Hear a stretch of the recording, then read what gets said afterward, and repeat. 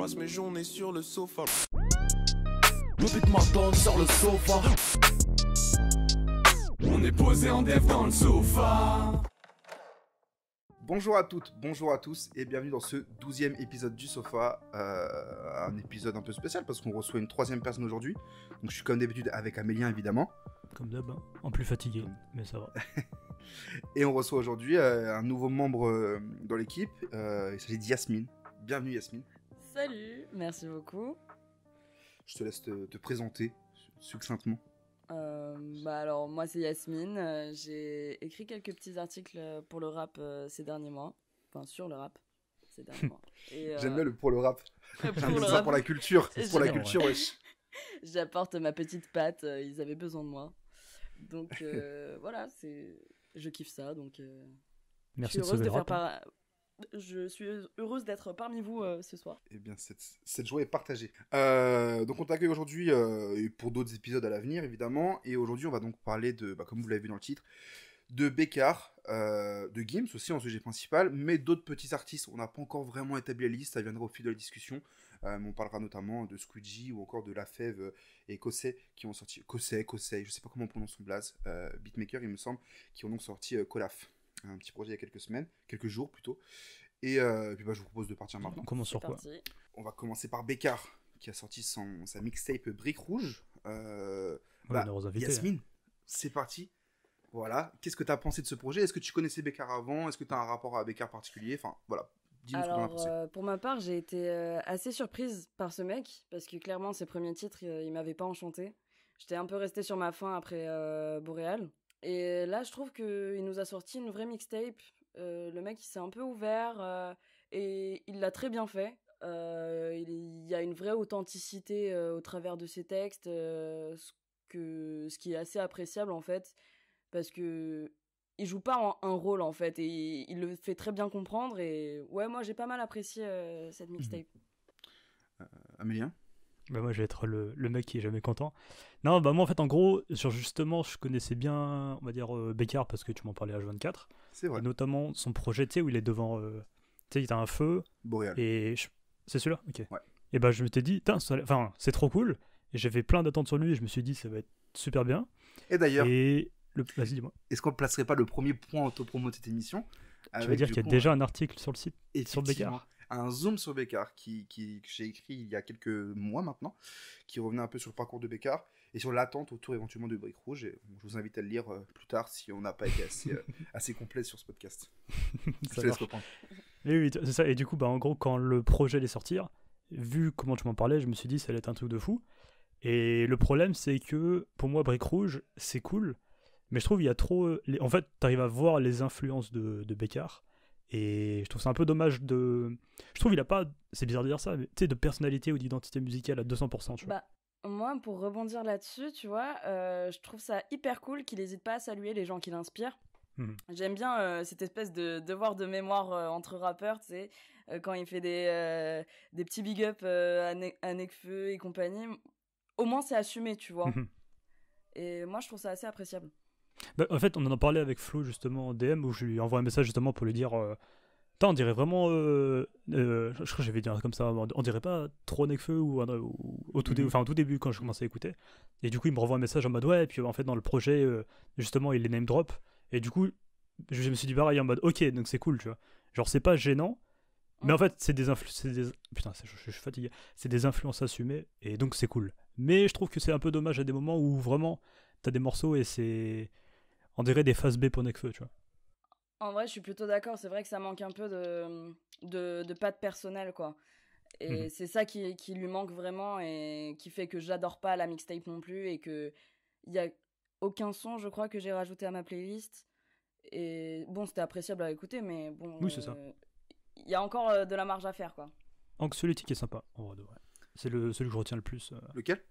Anxiolytique. Anxiolytique, ouais, qui est très chaud, c'est vrai. Un peu bon, à l'ancienne.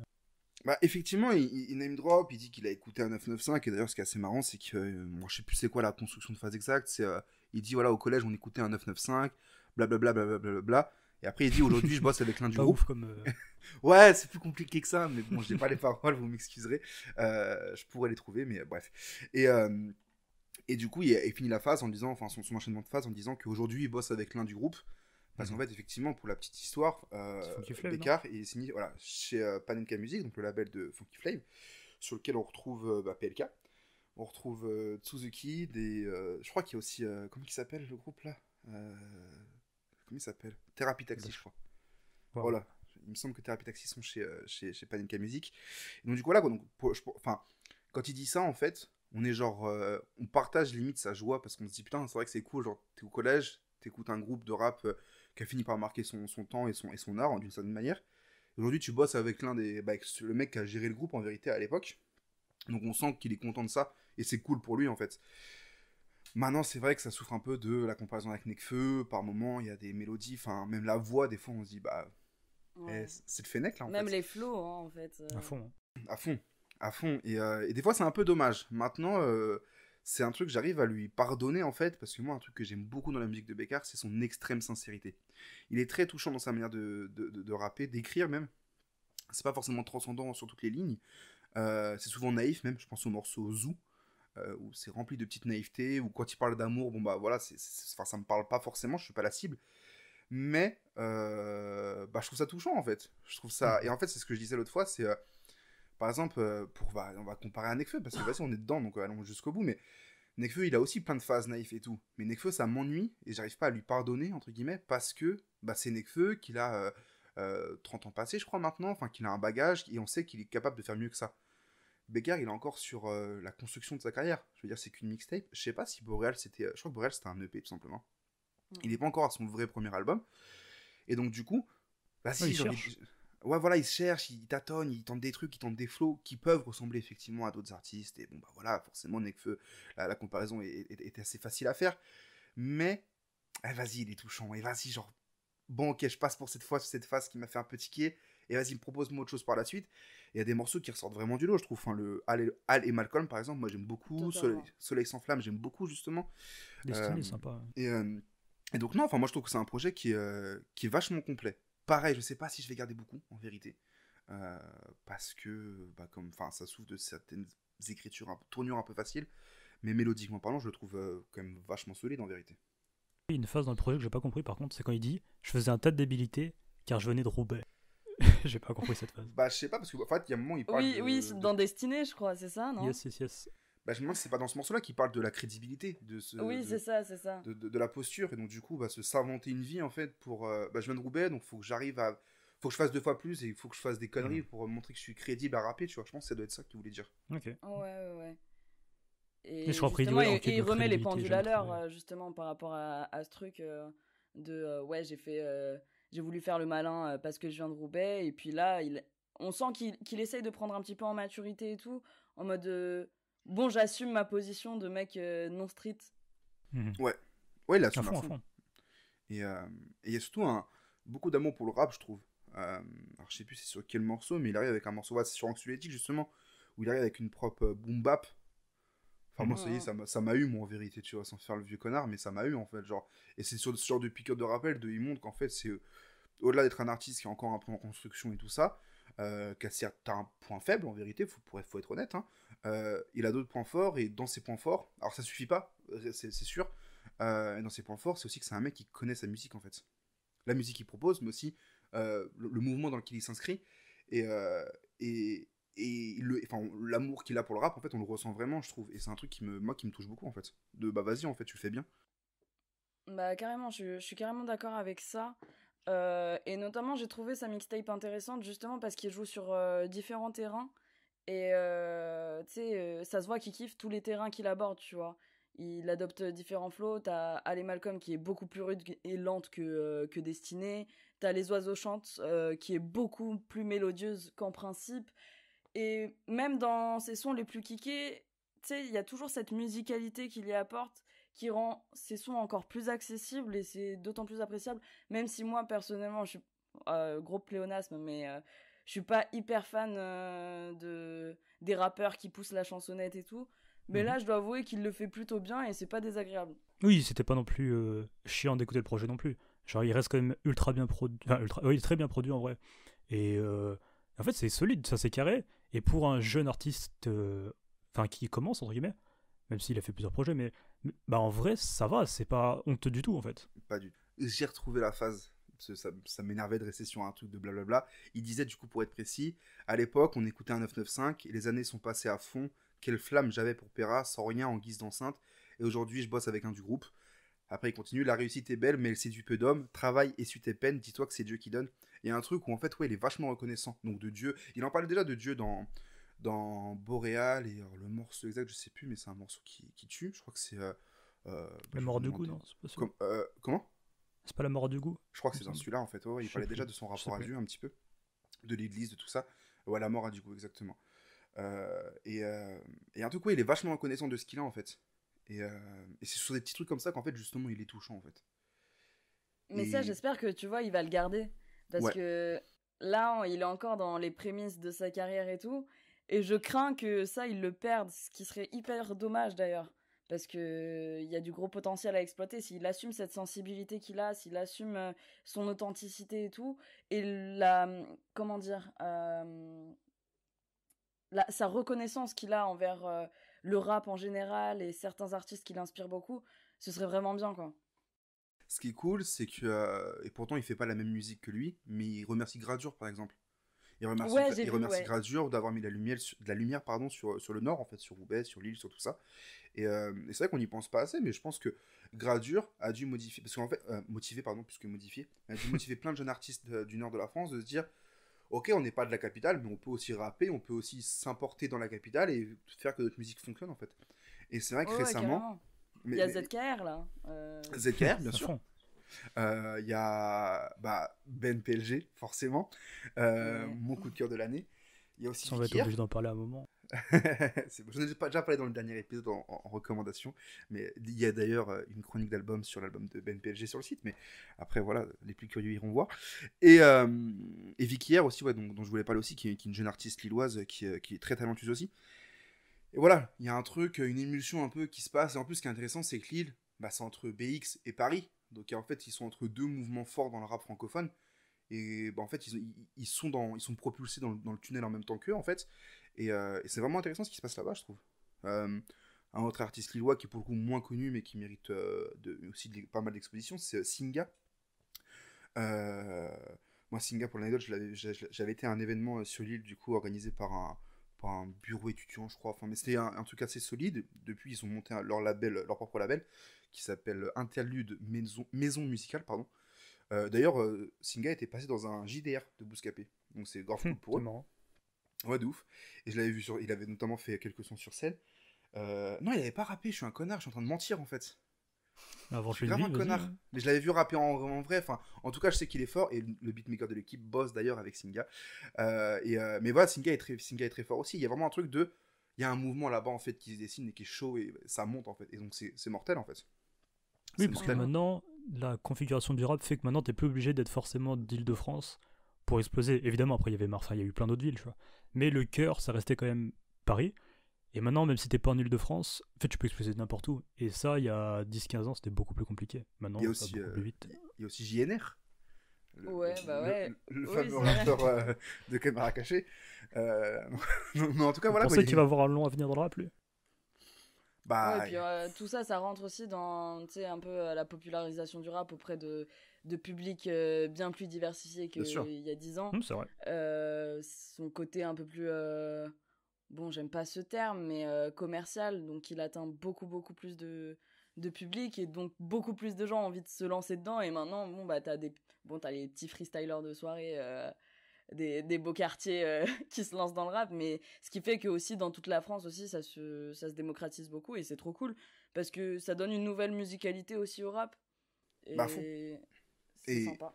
Et en plus de ça, même au niveau des noms qu'on a cités, ce que tu es en train de dire, ça rentre totalement dans le propos. Enfin, quand tu regardes la musique d'un ZKR, d'un Bécard, d'un Vikier, d'une Vikier, pardon. D'un Gradure. Même de Gradure. Enfin, c'est des musicalités différentes, en fait, qui s'adressent pas au même public. Genre, je suis pas sûr que Bécard, il parle au même public que Gradure. Ouais, compris, mais... et donc, c'est cool, en fait. On voit qu'en fait, il y a l'évolution qui fait que voilà, quoi. Amélia t'a demandé pour JNR si on pensait qu'il allait perdurer. Ouais. Moi j'ai mon avis, mais je veux savoir le vôtre. Moi j'avais écrit un petit article à chaud sur JNR au moment de la caméra cachée avec Greg Guillotin, Mhm. j'avais beaucoup remis en doute la possibilité qu'il perdure. C'était sûr que sur le moment, ça allait faire un énorme bop, que tout le monde allait en parler. Mais en fait, j'ai ressenti dans sa personnalité une certaine pudeur. Et j'ai le sentiment c'était pas au bon moment, en fait. Ouais, que ça arrivait peut-être. trop vite par rapport à sa carrière, à son investissement dans la musique. J'ai l'impression qu'il a envie de kiffer encore un petit peu, de faire la musique parce qu'il la kiffe plutôt que parce qu'il a percé et qu'il doit en faire.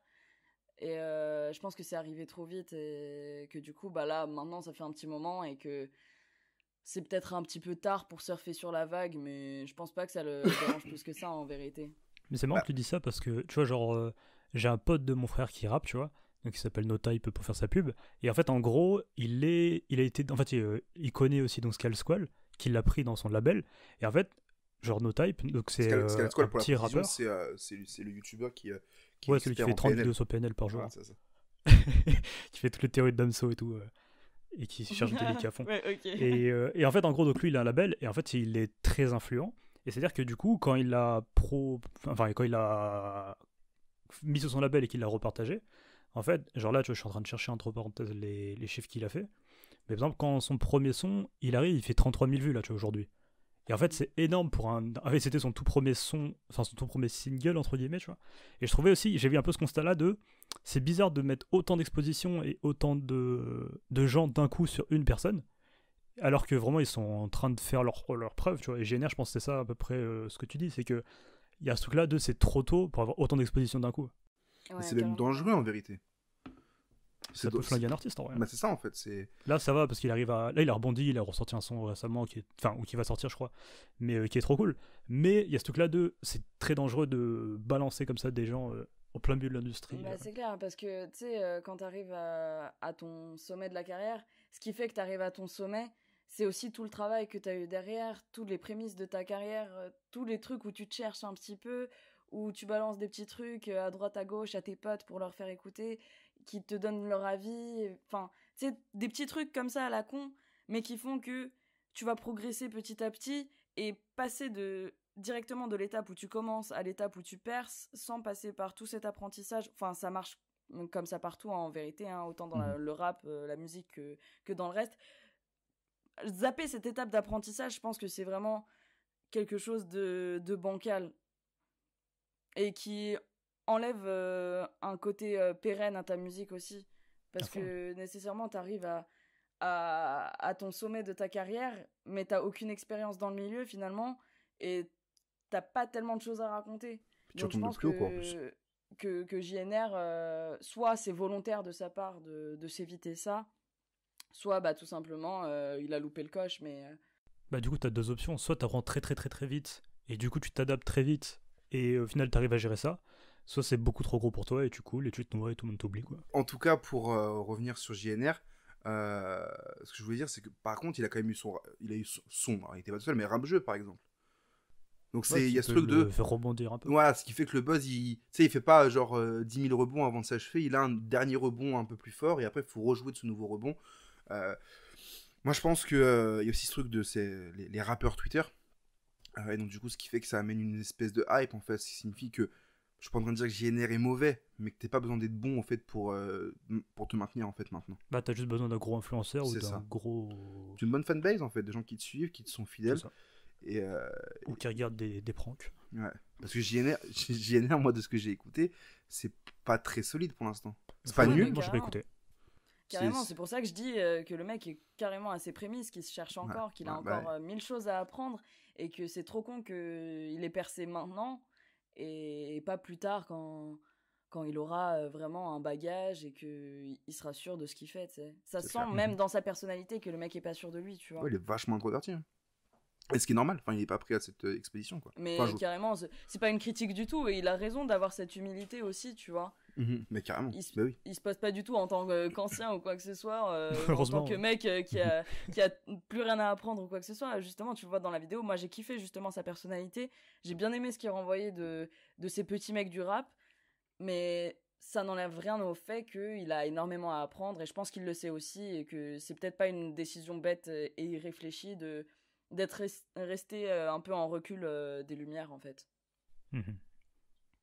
C'est vrai qu'il a pas tout de suite dit allez go, maintenant je sors mon album, allez, enfin, ça va, ça a Ouais, été...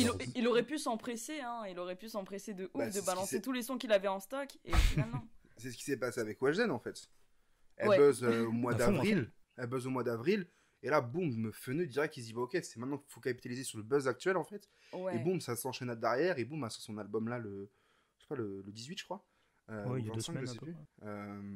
Ouais, le 25 septembre. Et moi, j'ai pas écouté le projet de Weshden encore, je dois avouer. Ah ouais.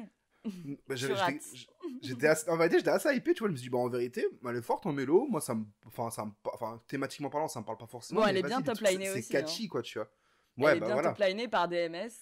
C'est- Voilà. C'est lequel le morceau? C'est Ciao? Le morceau. C'est Miel et Souvenir. Ils sont vraiment... Enfin, la mélodie est vraiment Ouais. qualitative par rapport au reste du projet. Parce que moi, en fait, ce qui me dérange chez Weshden, c'est souvent qu'elle a une espèce de... tu sais, ses sons sont un peu dissonants, parfois. Dans quel sens? Enfin, même carrément. Et là, pour le coup, sur Miel et Souvenir, t'as une vraie belle mélodie, bien faite. Et là, Mhm. tu sens que il y a le petit DMS qui est passé derrière, tu vois. Mhm. Et ça, j'ai bien kiffé. Mais en vrai, c'est les deux seuls sons de l'album que j'écoute encore avec 16. Ouais. T'entendais quoi par Mais- dissonant? Je sais pas, comment dire. Enfin, il y a des fausses notes. Enfin, je sais pas si c'est... Oui, c'est mais fait c'est exprès, pas sans doute. parfaitement... Enfin, chanté, c'est pas par très exemple. mélodieux en fait. Enfin, Mhm. c'est chanté, mais il y a beaucoup de fausses notes. Enfin, ça sonne pas toujours très très bien. Mhm. Et mais après, c'est le délire de Weshden. Hein. C'est ce qui Ouais, l'a fait aussi. percer aussi. Donc, Bah, surtout qu'en Voilà. plus, c'est vraiment parti de tout le monde qui la vanne. Enfin, je me souviens d'un clip sur un parking, là. Enfin, tu sais, à l'arrière ouais, d'une c'est voiture. Pour Et ça Anissa. partait de là où tout le monde disait ouais, c'est vraiment de la merde, regardez cette merde. Et après, bah, tout le monde en parlait, et puis au final, tout le monde a chanté. Ouais, de ouf. Ouais, c'était un TikTok, je crois. Ouais, c'est juste le refrain d'Anissa, quoi. Ouais. Ouais, c'est ça. Mais. Je me souviens de tout le monde qui disait ouais, c'est vraiment de la merde, regardez, elle dit tueur de ma vue, ça veut vraiment rien dire, je sais pas quoi. Et au final, bah, ça a trop bien marché. Ouais, mais elle a raison. Moi, c'est une princesse. Hein. Moi, je l'adore, hein, Weshden. La force à elle, non? Moi, je sais On que c'est l'invitera le dans le morceau. sofa. Moi, je sais plus c'est quel. Mais il y a un morceau, enfin, celui qui avait été teasé où il y a plein de meufs dans le clip, en fait. Coco. Ouais. Non, pas Coco. Celui qui est teasé Ah, juste après. ciao. Ciao, ouais. Ciao. Ouais. Ciao, Ouais, ouais. sayonara, salam alaikum. Je sais plus ce qu'elle dit d'autre. Ça, c'est très habile. Très habile, pardon. Le truc pour les TikTok, ça. Oui, mais Ah à bah, fond. bien c'est joué. pensé à Mais elle fond, capitalise dans à tous les cas. fond là-dessus, en vérité. Ils ont tellement mais- raison. Ça, c'est tellement un truc à prendre en compte aujourd'hui. Surtout qu'en à plus, j'ai vu fond. que t'as des labels, je crois, qui commencent à se créer autour de TikTok, justement. Donc en vrai, c'est le meilleur bail à faire. Mais est-ce que c'est pas la Ils ont première raison. artiste FR? Je sais pas, moi je suis pas sur TikTok, je suis très éloigné de cet univers. Mais c'est pas la vraie première artiste FR à vraiment se servir de TikTok pour construire son buzz et tout ça. Mais vraiment plus que sur un morceau, quoi, je veux dire. Plus que sur un morceau, je dirais oui, Ouais, pareil. mais je t'avoue que j'ai pas d'autres exemples en vrai de vrai. Enfin, souvent, c'est Bah. même il y a des rappeurs qui passent par Thriller, je sais pas je comprends Ouais, pas trop le c'est délire, ça. mais en Oui, vrai, ça se TikTok ça à se ce faisait un point-là. petit peu, mais elle a vraiment tout basé là-dessus. Et enfin, sans doute qu'à la base, c'était pas volontaire, qu'elle a fait comme tous les autres, mais juste ça a extrêmement bien marché, comme ça marche depuis quelques mois maintenant pour les Américains. Mhm. Et en vrai, très très bon pari parce que bah, on voit où ça l'amène aujourd'hui. Hein. À fond, à fond. Bah, ça se voit qu'il y a des gros cerveaux qui sont derrière et qui réfléchissent à ça justement et qui se sont dit ok, chez les Américains ils font un son, c'est repris sur TikTok. Je me souviens, il y avait une vidéo où c'était Kylie Jenner, je crois, enfin en fait c'était du coup une vidéo de Genius à l'époque qui expliquait que quand Kylie Jenner elle repassait un son dans sa story Insta, genre les stats du morceau, peu importe qui c'était, genre ça explosait de manière folle. Après du coup ça fait un peu pareil sur TikTok et maintenant je trouve que c'est exactement le même pattern, c'est-à-dire en gros si t'as un son qui marche bien et qui passe le test de TikTok on va dire, bah en vrai c'est dans la poche. Joker Ouais. pendant un moment il y avait quelques petits sons qui... Et puis sur TikTok, tu sais, le système fait que il suffit qu'une seule personne, sachant que c'est très au hasard TikTok, à fond. tu sais, ta TL, elle est hasardeuse. Mhm. Il suffit qu'une seule personne fasse un concept sur une chanson avec une petite chorégraphie, que tu kiffes, hop, Et là, tu ça la prend, ouais. reprends si t'as un gros compte, et hop, ça part. Donc c'est tellement rapide, et je pense que c'est vraiment le réseau social pour le coup, où c'est encore plus rapide que Twitter par exemple, avec les retweets et tout. C'est encore plus rapide pour faire connaître tes sons et compagnie. Donc c'est clair que les labels ont carrément à y jouer et même la musique de façon générale, quoi. Surtout qu'il faut vraiment après juste reprendre le son et dire mais c'est quoi ça avec 3 points d'interrogation et après boum tu fais 800 RT. Ouais. Mais ouais, non, mais carrément. Bon, bah, pour conclure sur Bécard, du coup, on peut dire que, enfin, en tout cas, moi, ce que j'en ai pensé, c'est qu'en fait, voilà, globalement, c'est l'extension de Boréal, parce qu'il se réinvente pas non plus à 100%, mais il tente des nouvelles choses quand même, en vérité. Il confirme ce qui marchait, il tente de nouvelles choses, et je pense qu'il est surtout là, bah, c'est vraiment le principe même de la mixtape, c'est qu'il vient consolider un public. Oh, il teste. Il vient se faire kiffer, il teste des trucs. Potentiellement, il se chope un nouveau public avec comment dire, une visibilité qui s'accroît au fur et à mesure du temps, et on pourra juger vraiment, je pense, faire des premiers paris sur ce que vaut vraiment Bécard, je pense, au moment du premier album. Enfin, moi, je sais que pour l'instant, ça me parle. Je comprends qu'il y ait des réticences, mais en vérité, j'attends déjà Comment le il premier s'appelle album, en fait. Il y a un morceau un peu, pas dance non plus, mais tu sais, il y a un morceau un peu. Tu sais, tu fais morceau de soirée bizarre un peu. Putain, j'ai totalement perdu le titre. Mais je sais plus, peut-être Boîte à gants, je sais plus. Non, je sais plus. Boîte à gants, si c'est J'ai Boîte à plus gants, le tu m'as dit que t'aimais pas. Boîte à Celui gants. que t'aimes pas. C'est ça. Et vraiment, ce genre de morceau. En fait, moi, ce qui me dérange avec ce genre de morceau, du coup, c'est que c'est vraiment, tu vois pourquoi ça a été fait, tu vois. Et c'est trop dommage de. Moi, je trouve ça. Bah, bim, nous, ça dégueulasse pas le projet. Mais je trouve trop dommage d'amener un peu ce truc-là de. Vous voyez ça va être un morceau qui va être fait pour les soirées de lycéens, et amusez-vous avec ça, tu vois. Et je trouve ça trop dommage dans le sens où. En fait, tu sens que c'est pas un mauvais rappeur. Tu sens que c'est même un bon rappeur, en vrai, de vrai, Bécard, tu vois. Mais je trouve que, bah. C'est pas le genre de. En fait, je comprends pourquoi il est dedans. Je comprends pourquoi Panic! Music ils se sont dit, ça serait une bonne idée si on faisait ça. Mais je trouve ça quand même dommage que. Enfin, je trouve que ça entache le projet, et par rapport à du coup Boréal, ou Boréalis, je sais jamais. Boréal. Et bah par rapport à ça, je trouve ça un peu dommage, mais en vrai, grosso modo, ouais, ce que t'as dit, quoi, c'est un bon projet, quoi. Moi, je voulais rajouter aussi une dernière chose, enfin, pour ma part, après Yasmine, tu diras si tu as un truc à rajouter, mais moi, il me fait penser aussi à Ben PLG, en fait. D'une façon différente, avec plus de musicalité, mais parce que bah, déjà, les deux, ils viennent du même endroit, plus ou moins. Et donc, en fait, je sais pas pourquoi, ça se ressent un petit peu en musique, je trouve. Ce truc de. Enfin, moi, Je vois l'article. pas trop le lien, mais. Je sais pas, je trouve qu'il y a un truc un peu d'exclusion par rapport au reste du monde, et surtout bah, par rapport à la capitale, en vérité, ce truc de. Est-ce que tu veux qu'on fasse une parenthèse Ben PLG Non, on la fera plus tard, pendant qu'on est dedans, sûrement. ou tu la feras après Mais ce truc un peu d'exclusion par rapport à, genre à la capitale, en fait, ce truc d'être un provincial, en fait. Et moi, un truc que j'aime beaucoup, c'est l'introduction. Pourquoi tu rigoles, toi? Ça me fait beaucoup trop rire quand on parle des rappeurs provinciaux qui s'assument en tant que provinciaux. Genre. Flo, c'est un parisien aussi. Mes boss, là où je travaillais, ils adoraient me faire écrire sur des petits mecs de bled paumé en Auvergne et tout. En mode, lui c'est l'avenir du rap. Oui, mais si t'es en Auvergne, enfin, non, c'est déjà foutu pour toi, frérot. Enfin, il y a des endroits où c'est pas possible. Genre, c'est différent. Par exemple, Orelsan, il y a un peu ce truc du mec qui vient de Caen, qui est isolé, nana. Ouais, mais je trouve que c'est fait différemment. Et sans ce côté loser aussi. Tu vois? Et genre, tu vois, par exemple, l'interlude de Bécard, donc c'est Benoît Poulvord. Je sais pas c'est dans quel film. C'est arrivé près de chez nous, je crois. Comment? C'est arrivé de près de chez moi, je crois, le film. Peut-être, je sais pas, je l'ai pas vu, mais en tout cas, c'est Benoît Poulvord, du coup. Et il y a ce truc de, où ça parle un peu des briques rouges, en fait. Donc, les briques rouges, le Nord, tout ça, nana. Et ça te place dans un cadre, en fait. Il y a vachement un truc presque sensoriel dans la musique de Bécard, je trouve, où il y a le cadre, il joue beaucoup. Et ce truc de là où il a grandi, l'endroit où il est, ce qu'il a vécu. Moi, je sais pas, ça me parle en tout cas, ce genre de choses. Je sais pas si c'est Tu regarderas le film, il est bien. Mais... Comment? Tu regarderas le film, il est bien. Je regarderai le film alors, merci. Autre chose à rajouter, Yasmine? Non, franchement, t'as bien fait le topo. Pas grand chose à ajouter à ce sujet. Très bien, on va donc passer à la suite. Et on a un peu parlé en vérité sur ce truc des jeunes artistes, bah, pour le coup du Nord, mais en vérité de partout. Il y a des jeunes artistes qui viennent d'un peu de partout en vérité. Et tant mieux, hein, c'est ce qu'on appelle le renouvellement finalement. Le grand remplacement. Alors ça dépend, tu te places soit du côté du grand remplacement, blague interdite. soit du grand terrassement. Passons plutôt du côté de l'attaque des titans. Mais non, pour être plus sérieux, Squeegee, qui a sorti son EP Parade le 25 septembre, en même temps que Bécard du coup, et en même temps que d'autres artistes dont on va parler par la suite, un petit EP 4 titres. Qu'est-ce que vous avez pensé de cet EP? Alors, moi, Squeegee, ça fait 2 ans que je le suis maintenant. J'ai toujours ressenti chez lui ce sens de la mélodie. Il a une super jolie voix, peut-être parfois un peu trop générique.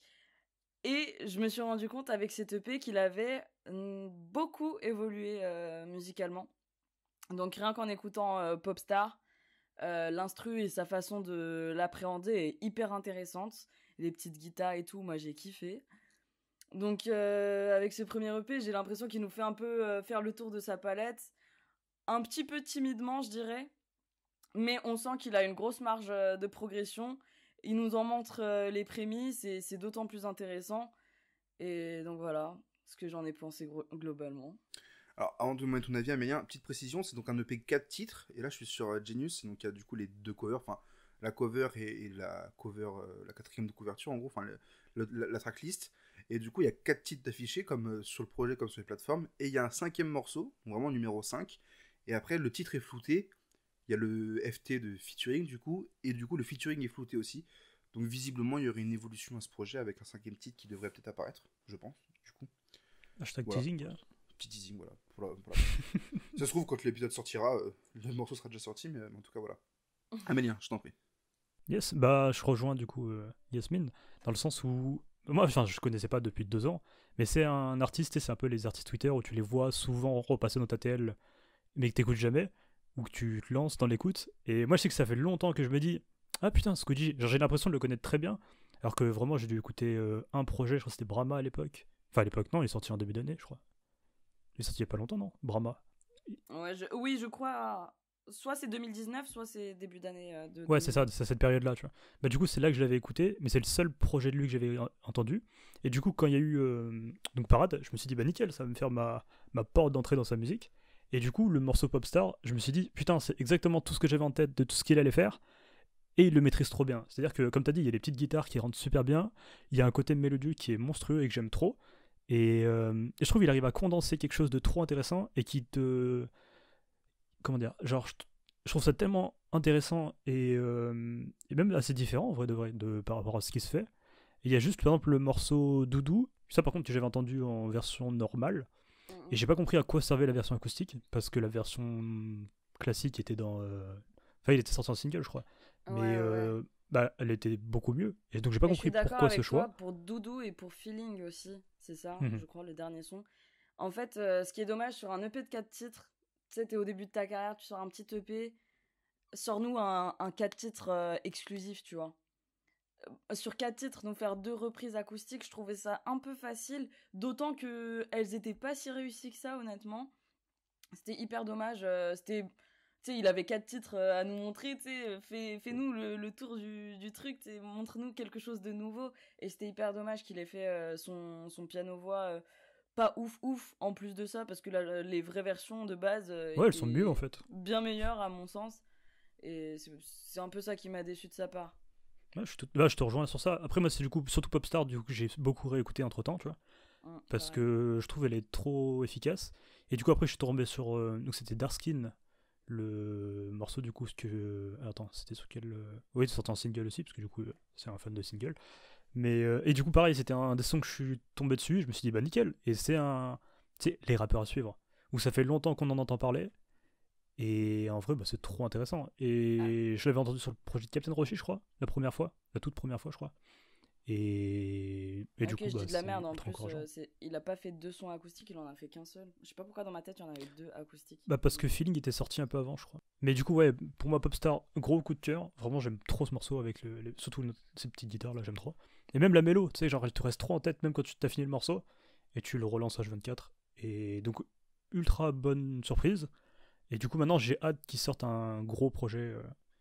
Enfin, faudrait que j'écoute du coup le Saraswati qui est sorti aussi, que j'ai pas du tout écouté.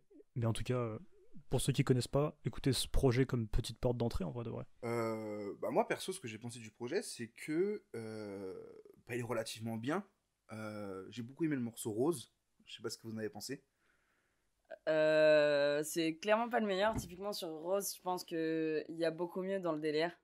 Sa performance, elle est clairement pas à la hauteur de la prod. Genre, elle est vraiment très élaborée et je pense qu'il y avait potentiel à faire beaucoup mieux et il est pas à la hauteur. Bah, en vrai, je pense qu'il serait trop intéressant, serait d'avoir genre le même projet mais en instrumental, et il prendrait 2 fois plus de valeur, je pense. Ça, par contre, c'est pas faux. Mais d'accord, donc j'ai des goûts de merde, j'aime Rose, c'est pas vous. Mais C'est quand même, le cas, hein. Popstar est cool aussi.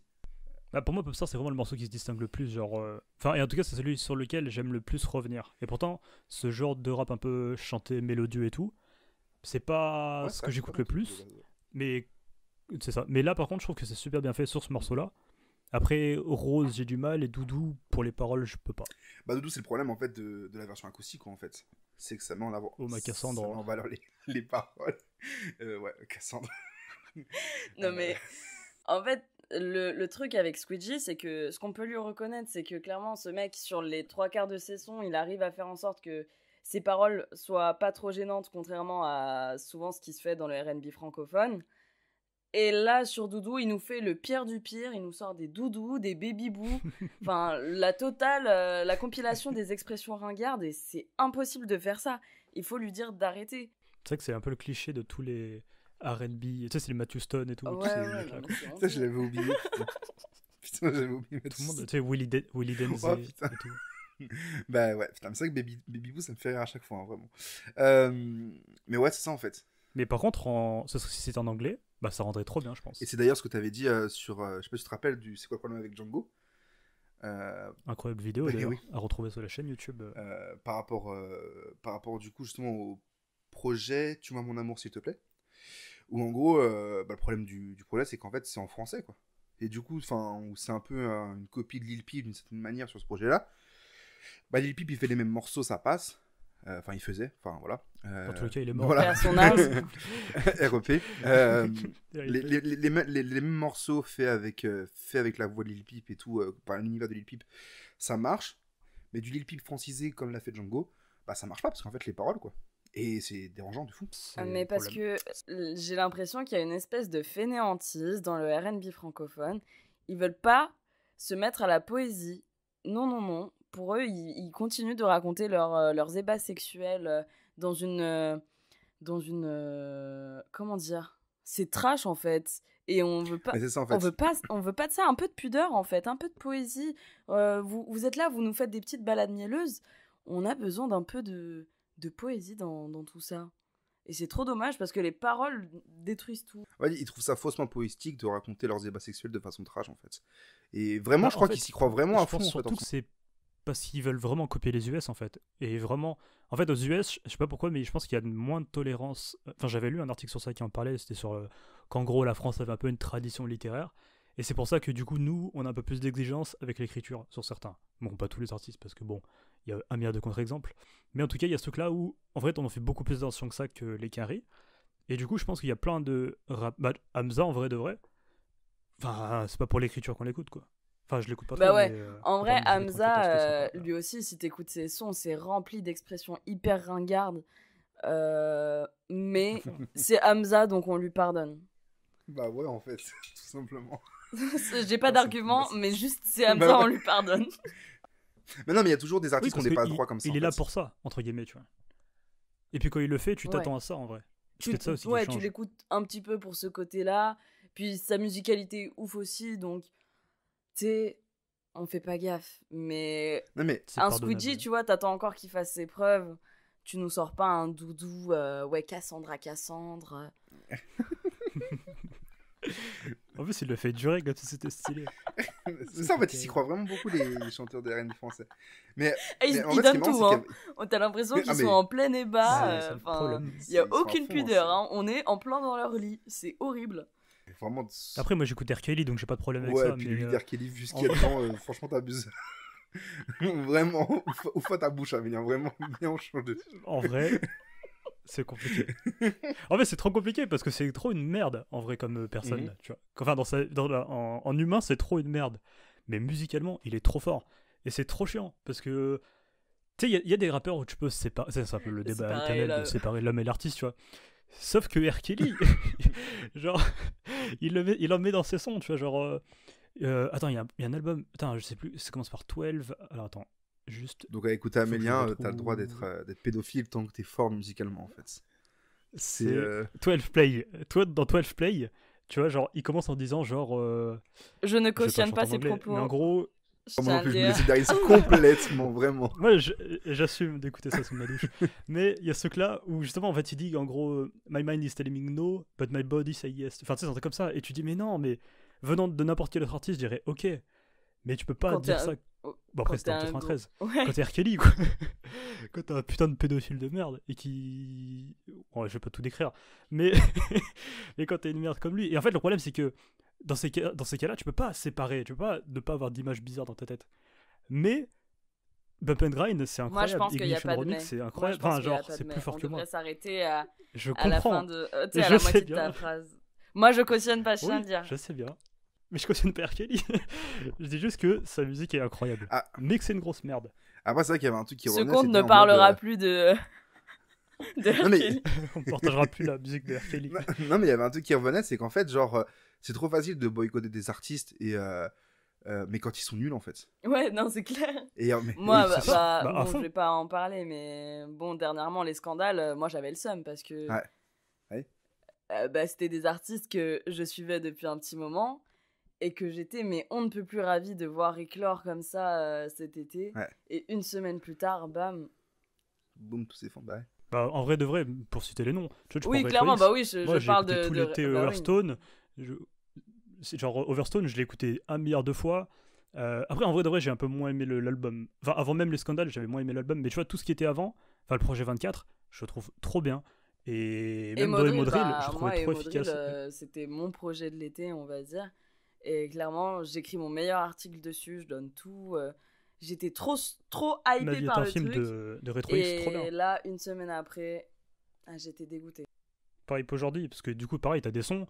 Bah, en vrai de vrai, il y a une autre affaire d'un autre rappeur qu'on citera peut-être pas, mais en gros, c'est pareil, en mode, quand t'entends les sons, tu dis ok, en fait c'était lié à ceci et cela, et du coup c'est gênant d'y écouter. Ouais, c'est ça. Je viens de faire un parallèle entre R. Kelly et un autre rappeur dont on citera pas le nom. Non, mais c'est vrai que j'écoutais pas Retro X. Donc en vérité, j'arrive pas à ressentir votre peine à ce sujet. Et pourtant, Radio 7C, je l'ai mis Oui, mais 250 fois, je connaissais, donc, je connaissais, dans le en fait, je Game connaissais Coverstone de Retro X. En fait, j'avais jamais creusé plus que ça. Et Modrill, c'est pas un projet qui m'a spécialement Et parlé en non. vérité. Test. Oui, déjà Mais quand, si. quand il était sorti, tu m'avais Mais dit. non, comment tu peux oser si. Moi, et Modrill, Après- vraiment, ça m'a chamboulé bien plusieurs semaines, tu sais. J'étais en mode... Après, faudrait que je le réécoute perso. hein. Ouais, Parce que je sais que quand je l'ai écouté, enfin, j'étais pas dans le truc, je suis même pas sûr de l'avoir fini. Faudrait vraiment que je me pose et je me fasse une vraie écoute des Modrill, voir vraiment ce que le projet vaut à mes oreilles. Mais je surtout suis- que t'as plein de sons. ils sont c'est trop en bien. fait, et en j'ai plus, l'impression- globalement, parce que tu sais, en plus, c'est une mixtape. Donc, de base, t'as l'impression qu'il y aura pas forcément de connexion entre chaque son. En plus, il y a énormément d'artistes dessus. Donc, Ouais, hyper ultra différent. compliqué de réussir à trouver des trucs. Genre, t'as une Léo qui va avec du. Comment il s'appelle Putain, j'ai oublié. Bon, j'ai oublié les noms, mais ils sont tous compliqués. Mais t'as du Lala Ace, t'as C'est du vrai. Léo, t'as du Retro X, t'as du Captain Roshi. Enfin, plein d'univers hyper différents. Pushy Junior, Dirty Ouais, Ice Boys, exactement, il y en a plein. voilà. Et Skinny Six Bulls aussi. Et pourtant, la direction artistique qu'il y a dans ce truc, l'esthétique qui en ressort, elle est incroyable. Enfin, t'écoutes le truc et ça se ressent direct. Et pourtant, dans des styles hyper différents. Et ça, rien que pour ça, moi, je salue énormément tout le travail de tous les autres artistes qui sont sur le projet. Et voilà, quoi. Enfin, moi, ça m'a trop hypé. Et puis même, petit bisou à Gizo qui est un grand artiste et que je suis énormément depuis, pareil, des années, et que je savais qu'un jour il allait nous pondre quelque chose de merveilleux avec plein d'artistes. Il l'a fait avec Emodrill et je suis trop contente de ça. Non, mais Moi, je l'avais découvert avec un feat avec Al Capote. C'est Karim Abdul Jabbar sur Drug Designer. C'est avec la pochette rouge, là. Tu as peut-être vu passer, Flo. peut-être, ouais. Bah, en gros, je recommande. Enfin, Emodrill et Drug Designer, c'est vraiment des projets Bah, qui sont recommandés. En fait, pour Emodrill, moi, je salue vachement j'ai envie de dire presque la prouesse, parce qu'en vérité, tu sais, genre autant un Très Organisé, un 9-3 Empire, le truc du 91 qui va la compil du 91, tu sais, c'est facile de réunir des gros artistes comme ça, tu vois. Enfin, facile, oui, non, parce qu'il y a la notion d'ego aussi qui peut entrer en jeu. Mais, genre, proposer au public un projet avec des jeunes artistes comme ça, un peu niche aussi, en vérité, enfin, c'est pas les plus bankable, enfin, Et Modri, il a Voilà, fond, tu vois. Je salue vachement la performance. Genre, c'est mortel d'avoir fait ça et d'avoir tenu le projet jusqu'au bout. Enfin, je trouve que ça tue à fond, tu vois. Et c'est hyper c'est stylé vachement que ce inspirant. soit Emmanuel de Burtel qui ait initié le projet avec Gizo. Genre, moi, je trouve ça symboliquement hyper ouf, tu vois. Notamment Je pour sais pas eux. c'est qui Emmanuel de Burtel. C'est le mec qui est derrière le label, que je dise pas de conneries, je crois que c'est Because Music. D'accord, ok. Et qui a fait notamment la fameuse compilation, comment elle s'appelle? Alors, j'ai écrit dessus en plus, donc... J'ai Ça se écrit voit. 170 articles cet été, d'accord? Ouais, c'est bien Because et la compilation... Putain, c'est laquelle? C'est terrible. Il y avait qui Bah, dedans, à peu près? c'est un truc qui date des années 90, un gros truc. Ah, Ah oui. bah oui, c'était Rapatitude. Rapatitude, évidemment, c'est Rapatitude, Ah, bah oui, voilà. d'accord, Donc ouais. avec Assassin, Dynasty, Et j'avais NTM. écrit un article qui partait de Ouais, Rapatitude. bah pareil. Et du coup, ouais, gros truc. Moi, je trouve que symboliquement, c'est hyper stylé que Emmanuel de Burtel fasse confiance à Gizo pour des petits artistes racisés, tout ce que tu veux. Genre, moi, je trouve ça hyper stylé. À fond. C'est un pour mec ça, qui a toujours donné de démarche, la elle tue. sephore à ce genre de personnes. Et quand tu vois la carrière qu'ils ont eue derrière Rapatitude, tu te dis, ok, hyper stylé, genre. Ah oui, à fond. Mais du coup, voilà, je vois du coup, et ça me fait que ça renforce mon idée de grosse force aux gens qui sont derrière ce projet, et ça tue d'avoir mené ça jusqu'au bout. Et rien qu'à voir la hype qu'il y a pu avoir au moment de la sortie du projet, enfin, c'est un projet qui est vachement. Et en fait, Mais c'était pas et en gagné, fait hein, je m'en veux en vrai. presque, entre guillemets, de pas être dans la hype et de pas aimer le projet. En tout cas, de pas avoir de. En fait, c'est pas que j'aime pas, c'est que j'ai pas d'avis en fait. C'est plus compliqué que ça. En fait, genre, je peux te dire que j'aime pas tel ou tel projet. Genre, je peux te dire que j'aime pas MILS3 ou les derniers salauds. Donne des noms, Les voilà. derniers salauds ou les derniers salopards, je sais plus, de Maes, tu vois. Salopard. Salopard. Je peux dire que j'aime pas ces projets, mais je les aime pas pour des raisons argumentées. CF, le sofa, bilan. Voilà, pour ceux qui veulent. Où on parlait d'ailleurs déjà des artistes un peu émergents. C'est vrai, on comme en ça, parle un peu, ouais. Mais du coup, voilà, je sais pourquoi j'aime pas ces projets, mais par contre, à l'inverse, je sais pas pourquoi j'aime pas Emodri. Donc en fait, c'est juste que je suis neutre à ce projet, je suis hermétique à ce projet, je suis juste vraisemblablement, en fait, Faut te lancer, hein. pas la cible, en tout cas, je m'y suis pas assez intéressé. Peut-être qu'il y a aussi de ça qu'il faudrait que je le réécoute. Mais par contre, tout le travail qu'il y a Faut te derrière, lancer, hein. ça tue de ouf, franchement, genre, et c'est super inspirant de voir que tu peux vraiment mener un projet aussi avec autant d'envie et de passion, en fait. Ouais, en plus, tu sais, ils ont sorti une série documentaire pour montrer un peu les backstage du projet. J'ai regardé, je crois, tous les épisodes, il y en a 4. Et tu sais, déjà esthétiquement, c'est sympa, mais moi, j'adore l'esthétique de Gizo. Déjà, avec la mathématique, il y a quelques années, enfin, ce mec, je le trouve beaucoup trop stylé. Et ils ont sorti, du coup, une série docu à ce sujet. Et tu vois que les gens charbonnent nuit et jour. Ils sont là, ils vivent dans le même appart pendant 1 an. Et ils sont là, ils s'entassent, ils vivent sur des matelas et tout. Enfin, ils vivent H24 ensemble. Et tu sens que le produit final, ce que nous, on écoute, c'est vraiment le résultat d'une connivence artistique qui a perduré sur un long moment où ils étaient vraiment H24 ensemble à produire, à tester des choses et tout. Et moi, je trouve ça incroyable. C'est... Mais en vrai, c'est des éléments inconscients qui Ouais. font que c'est aussi bien. Complètement. Vous m'avez motivé, je vais retenter une écoute d'Emodri. Merci bien. Essayer Dans d'être. le prochain sofa, tu nous parleras de ta recommandation, qui sera Prochain Emmanuel, du coup. épisode, je recommanderai Emodri à 100%. Bon, pour finir vite fait du coup sur Squeegee, un petit EP intéressant qui est peut-être pas fidèle à ce qu'il est capable de faire, vraisemblablement, hein, d'après vous, vu votre regard sur la carrière de Squeegee. Il est pas mauvais, ça fait une bonne porte d'entrée, comme tu avais dit Amélie, il me semble. Maintenant, moi je voulais juste finir sur le fait que Squeegee ça rime avec Luigi, et du coup j'attends Luigi, voilà, tout simplement. Vas-y, hein, parce que c'est la saison. en C'est plus. la saison. C'est la saison. Sérieusement, Amélia, tu penses que c'est la saison, Amélia? Pour moi, c'est la saison, totalement. Ah ouais, c'est Pour pas, moi- ok, je c'est pensais pas le que- printemps. Pour moi, c'est le printemps. Mais allez. Moi, je préfère écouter Luigi au printemps, quand il commence à faire beau et que tu rencontres du monde. C'est beaucoup mieux. Putain, moi je C'est un- regarde tellement c'est un écouter scandale Luigi. Continue. Quand je suis. Mais on écoute du rap new-yorkais l'hiver, on n'écoute pas Luigi. Je sais pas, parce que Luigi, il y a quand même un truc Moi, je sur. suis dans les vieux projets de Queensbridge, je suis pas dans les.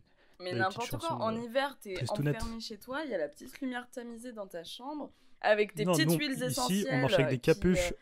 qui Non, vaporisent pas dans du tout. toute la chambre, et t'écoutes ton petit Luigi. Ici, on marche dans des endroits crades avec des capuches. sous la pluie. On n'achète pas des huiles Ici, essentielles. c'est Gotham. Bah ouais, mais non, enfin, je sais pas, moi, genre, j'écoute. SOS Ski. Moi, Luigi, j'écoute ça, genre en voiture, l'hiver, en pleine nuit, en rentrant du taf le soir, tu de vois. ouf. T'es un Je rider. suis un rider de la night. Je suis un rider de la nuit, j'ai mis des démons dans ma voiture. Ça pourrait être une Mercedes, mais c'est juste une vieille Ford de 2008. Mais c'est pareil, hein, c'est pareil. Qui a une couleur qui divise beaucoup. Couleur, On t'enverra une photo après. couleur, je suis chaude. Mais- couleur aubergine, Parce voilà. qu'en vrai. Non, vas-y, je suis ouvert. Ah, c'est marrant, Annonce-le ça. à tout le monde. C'est Couleur marrant aubergine. comme Moi, j'ai couleur. vrai... Ouais, bah c'est. En vrai, c'est super En marrant. vrai, j'ai vraiment pas eu le choix, surtout. Ouais, ça me fait beaucoup rire. J'ai vraiment pas eu le choix. C'est une voiture bien, bon état, pas trop chère. Allez hop, ça part. On pourra faire ça et la mettre sur la miniature du sofa. Ouais, mais de toute façon, c'est même prévu que cette voiture serve de tourbus 7C avec des gros stickers cette culture dessus. Et pour faire le tour C'est de quoi France, notre faire des talent podcasts, exactement Notre talent pour faire un tour de France? Franchement, être les gens qu'on est en fait. Enfin, genre. Exister Enfin, quoi on est finalement. juste nous en fait. Exister, exactement. Non, mais on ira faire des podcasts. On est Alors, boss, il y a plus, le No Fun n'existe plus, donc on ira remplacer le No Fun dans des festivals pour faire des podcasts IRL. Voilà. Ouais, why not en fait. Très prétentieux, très prétentieux. Euh, Toujours. hein. Toujours, c'est Toujours. c'est l'essence. C'est ça l'esprit CDC. Effectivement. Et d'ailleurs, il y a un autre sujet qui est super intéressant et qui est dans l'actu, parce que du coup, il a sorti un morceau qui s'appelle Immortel là dans la semaine, cette semaine-là. Je suis trop nul en date et je sais pas quand le sofa sortira, mais la semaine dernière, je pense même. Et en gros, donc il sort un nouveau morceau. Et en fait, je me suis posé la question, est-ce que c'est pertinent aujourd'hui, en 2020, d'avoir un retour rap, parce que du coup, il a annoncé comme si c'était un album de pur rap de Maître Gims. Parce que pour moi, Gims, dans la manière dont je le perçois, c'est le boss de la pop urbaine. Genre, il y a notamment eu ce clash avec Rof par tweet interposé avec les fameux J'ai dit non à ta Zumba, Ultra Collector. Et du coup, c'est devenu le dieu de la Zumba pour moi. Genre, c'est celui qui maîtrise le mieux, il a une bête de voix, il est trop fort. Mais est-ce qu'aujourd'hui, pour vous, c'est pertinent de l'entendre aujourd'hui sur un album de rap? Mais moi je te rejoins à 100% pour le coup. Et j'avais peur de passer pour une aigrie à ce niveau-là parce qu'il y a ce délire de Gims c'est trop fort quand il rappe. Mais moi honnêtement, je vais vous le dire, Gims, moi je l'écoute jamais. pour ses Pavé sons dans la rap. mare. Genre clairement j'adore les sons où il chante et moi je suis très contente de l'écouter chanter. Il a une hyper belle voix, il a un hyper bon sens de la mélodie et moi ça me suffit amplement. Et je suis hyper déçue pour le coup qu'il arrive avec un album 100% rap. Je sais pas si c'est pour affirmer une certaine street crédibilité par derrière ou je ne sais quoi, mais pour le coup je trouve ça hyper dommage parce que mec t'es hyper bon dans ton truc. Après peut-être qu'il se challenge aussi lui-même en mode ouais ok je suis le boss de la pop urbaine. Donc vas-y, je vais essayer le rap à fond. On va voir ce que ça donne. Je pense qu'il se challenge aussi lui-même. Mais pour les auditeurs, en vérité, je sais pas si c'est le plus intéressant. Et est-ce que plus que d'y voir un challenge ou quoi que ce soit, est-ce que c'est pas juste une envie? Moi j'ai l'impression que Maître Gims il marche vachement à l'instinct, à l'envie en fait. J'ai envie de faire ça, j'ai envie de faire ce morceau, je le fais. Quand il fait pilule rouge, pilule bleue, il y a peut-être un peu un calcul dans l'idée de séparer le projet en deux.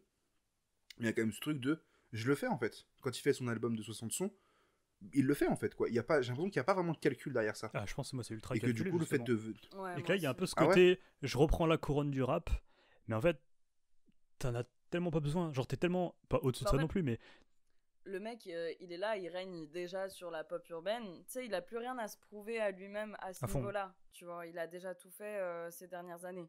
Il a fait ses preuves auprès de 1000 publics différents. Il a fait ses preuves au-delà des frontières. Je pense que à ce niveau-là, il a le sentiment d'avoir achevé quelque chose et de plus avoir grand-chose à apporter ou peut-être plus grand-chose à apprendre non plus, tu vois. Et donc, je pense que c'est aussi dans cette démarche-là qu'il va vers le rap parce que c'est là où il a le plus de choses à prouver autant à lui-même qu'aux autres, tu vois.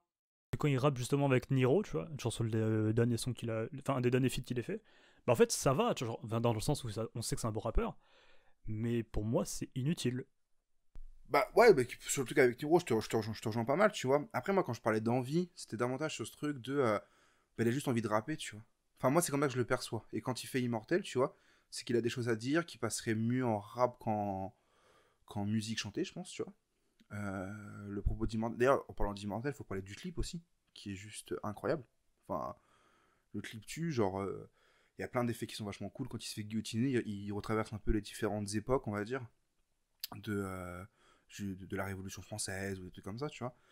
Il y a aussi un propos de fond sur la société actuelle, sur les violences policières et tout ça. Enfin, le clip il tue sa mère, tu vois, et du coup il rappe trop bien sur le morceau, tu vois. Bah, en vrai, il y a un truc qui m'a. En parlant justement d'actualité et tout, il y a un truc que j'ai trouvé trop bizarre, c'est que le clip finit en mode. D'après une idée de Gims machin, en hommage à, du coup, plein de gens qui ont subi des violences policières. Et c'est bizarre, mais le fait qu'il n'y ait pas Adama Traoré, mais qu'il y ait George Floyd, bah, je me suis dit, c'est un peu bizarre en vrai de vrai. Après, c'est. Moi aussi, j'ai trouvé ça hyper louche. Je me suis dit, bah, quand même, il se passe des choses en France. Il y a beaucoup de victimes de violences policières. C'est quoi le délire de faire un clip sur le thème et de parler de George Floyd et pas de parler de ce qui se passe sur le territoire français? Est-ce que c'est surfer sur une vague? Enfin, moi, ça m'a un peu Bah, dérangé pareil, à genre, ce j'étais niveau-là. vraiment un peu gêné de ce truc-là de bah. Ok, mais tu dois être loin de tout ça. Enfin, je sais pas. Ou est-ce que c'est de la récupération, ou est-ce que. Parce que même les dates des personnes sont importantes et tout, tu vois. Bah, Mais ce truc-là de bah ouais, mais il y a 1000 exemples plus récents, quoi. enfin, il y a une résonance. Il y a une résonance, ok, en outre-Atlantique, donc en France, par rapport au mouvement Black Lives Matter. Mais tout de même, ça a eu une résonance qui était incarnée par Justice pour Adama, enfin par tous ces trucs-là. Et d'utiliser du coup la mort de George Floyd, j'ai trouvé ça hyper gênant et malaisant pour le coup. Je me suis dit, bah, c'est complètement de la récupération. Là, surtout qu'en plus, à la fin, justement, t'as des noms, et dans les noms, t'as, je sais pas, genre, t'avais Camille Desmoulins, qui, si ma mémoire est bonne, en gros, c'était un mec qui s'était fait, enfin, un soldat ou un avocat, je sais plus, qui s'était fait guillotiner.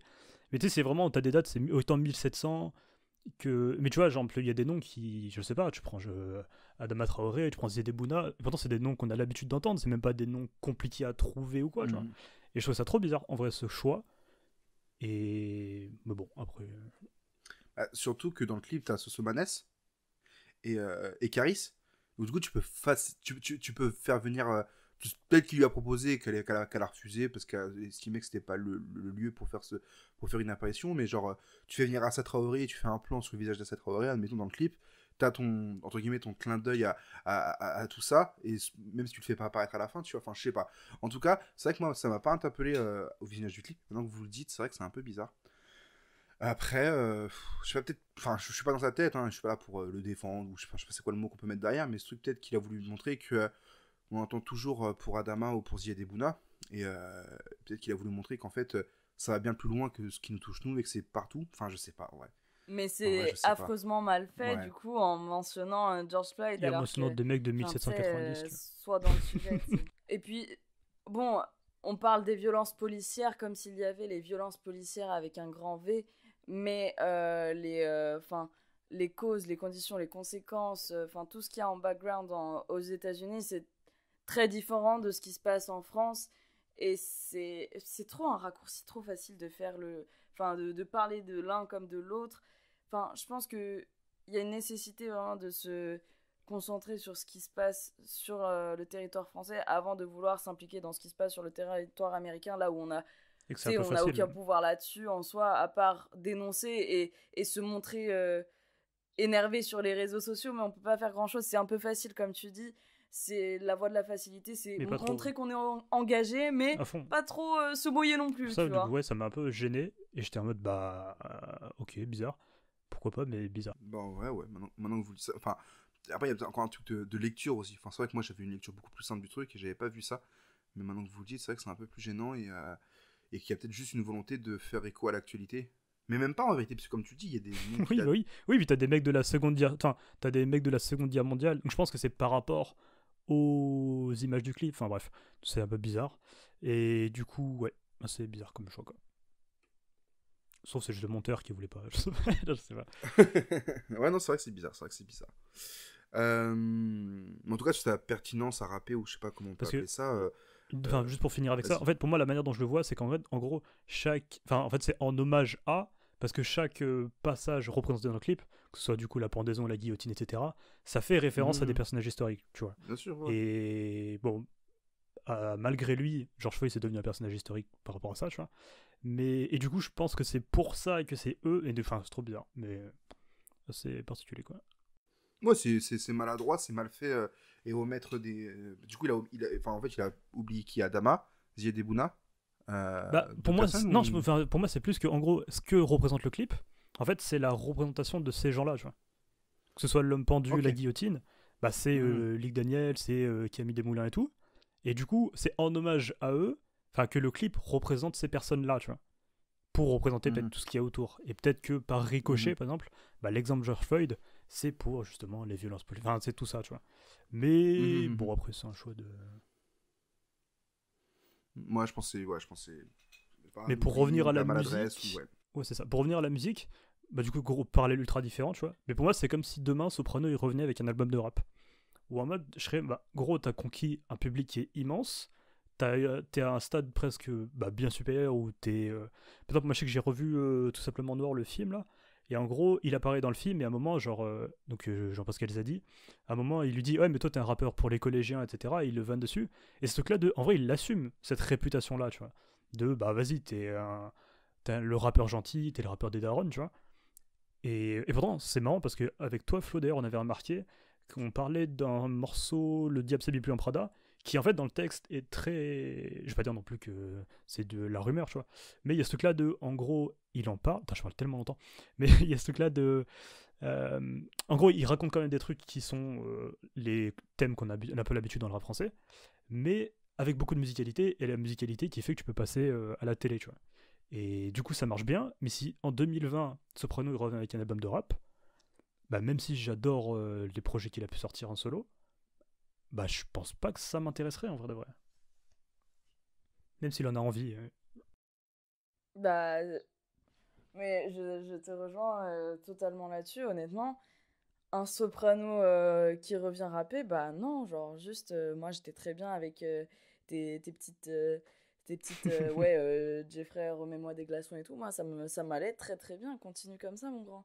Tu sais, bon, au bout d'un moment, faut évoluer aussi musicalement. Je comprends bien qu'il y a l'idée de ce retour aux sources aussi, tu vois. Ça aussi, je le comprends. Au moment où, ça y est, t'as conquis les darons, les plus jeunes, à fond. tout le monde. Genre, tout le monde. Je pense que t'as aussi envie de revenir à ce que tu faisais de base, et c'est en ce sens que je comprends Maître Gims aussi. Mais bah, pour l'auditeur, c'est peut-être pas ce qu'il y a de plus intéressant. Et moi, ce que je propose, c'est qu'on fasse le premier, enfin d'ailleurs, le point, la fouine de cet épisode. Il y en a un dans chaque épisode, si jamais t'étais pas au courant, Yasmine, il y a toujours un point la fouine dans chaque épisode où je parle de la fouine. Et là, en fait, c'est le point la fouine, où en fait, la fouine, c'est pareil, c'est qu'en fait, quand il va pour faire un truc un peu plus pop et tout, faut développer. et en fait, allez-y, moquez-vous.